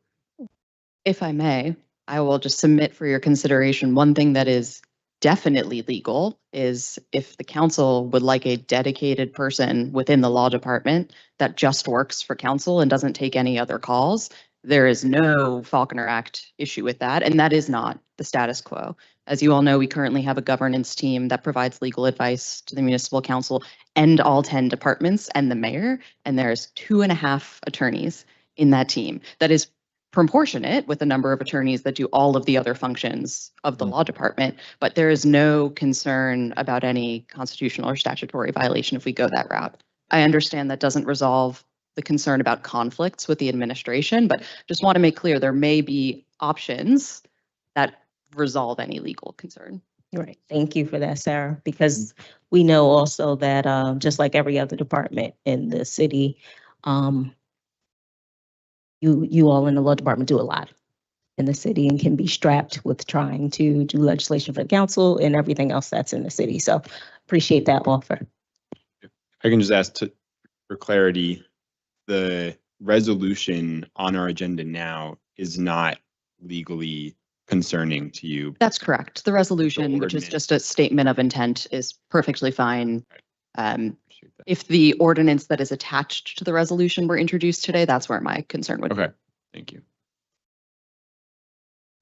If we were to pursue the avenue you suggested, having a dedicated attorney in the law department for essentially to offer counsel, which I would also move to call this counsel because I like the name. But in that scenario, that person could still be, would that person be would that be a civil service role, or could they be hired and fired, or would they serve at the pleasure of the mayor? The BA will correct me if I'm wrong here. All municipal attorneys are provisional. They are not civil service roles. And so I believe that anyone that you hired in my department would be treated like anyone else. They would be in a provisional role. 99.99% correct. They're at will, unclassified, but function the same as provisional. So I can imagine a scenario in which this attorney within the law department that is dedicated to advising counsel perhaps disagrees with corporation counsel. And we have a situation similar to the one you described previously where the council's attorney advising us is advising one thing and you are advising another, representing the administration. And if the attorney were to then be fired by the administration, it would seem very retaliatory for being independent and responsive to the council. And I think that would create a really, really big problem. To be clear, if there was a dedicated council attorney within the law department, they would still have to report to me. The Faulkner Act makes clear there's 10 municipal departments. You have to go in one of them. Unless you are a council member or a council aide, this person would definitely be outside of that. And so the remarks that I made earlier about what would happen if you went down the council route that you engage were different from what I'm talking about in terms of having someone internally within the law department.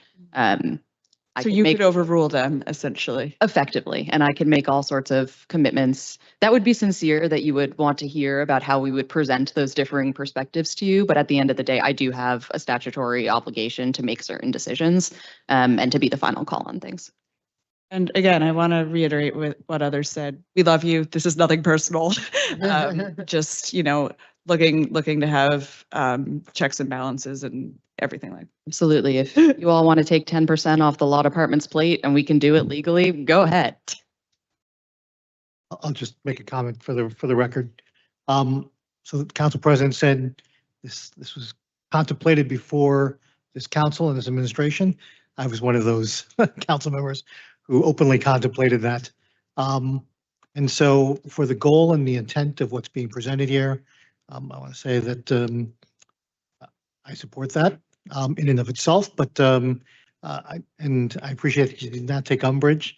And I told Sarah before this meeting that I think she's doing a spectacular job, amazing, and I feel very fairly represented as a city councilman, even if I may disagree on different things and issues. I can't say that about previous corporation councils, right? So the idea here is that it's not who the individual is that's sitting in the chair, but ultimately, as Councilman Little said, the checks and balances and being able to be supported and empowered as members of the legislative branch when we should come into this situation of maybe not necessarily being on the same page. So I'm open to the conversation and moving it forward, and there that goes. Okay, Sean. Okay, item 10.44, resolution 26-233. It's a resolution commemorating the 75th anniversary of Liberty Savings Federal Credit Union and celebrating its service to the community. Is this another resolution that we'll be deferring to? No, they had their celebration already, and I presented it. It's all good. Very good, thank you. Items 10.45 through 10.48 were touched on earlier. Item 10.49, which is listed on your agenda as a late item, is resolution 26-238, resolution appointing Mahatma Singh as a member of the Jersey City Immigrant Affairs Commission. And item 10.50, City Resolution 26-239. So resolution appointing Mahatma Singh to the Women's Advisory Board of the City of Jersey City. And if it's the council's intention, Make sure we attach her resume. I got lots of questions. Kidding. Uh-oh. Councilperson Singh, are you ready to answer? Okay, so Ask the same questions. so like I said before, all of the resolutions that are appointing any member to a board or advisory board or agency will have those resumes attached to the resolutions before the council meeting. And if the council is intending to put back on a different, the fireworks resolution for Liberty State Park, that would be 10.51, resolution 26-2240. With that being said, if there's nothing else, may I have a motion to adjourn at 7:22 PM? I believe that motion was made by Councilperson Griffin. May I have a second? Second. Second by Councilperson Councilperson Lavaro. On the motion to adjourn at 7:22 PM, all council members present by acclamation, please say aye. Aye. We are out of here at 7:22 PM. Thank you so much, everyone present and everyone watching at home. Remember, teamwork makes the dream work. Have a great rest of the night and stay safe. You too, Sean. Now.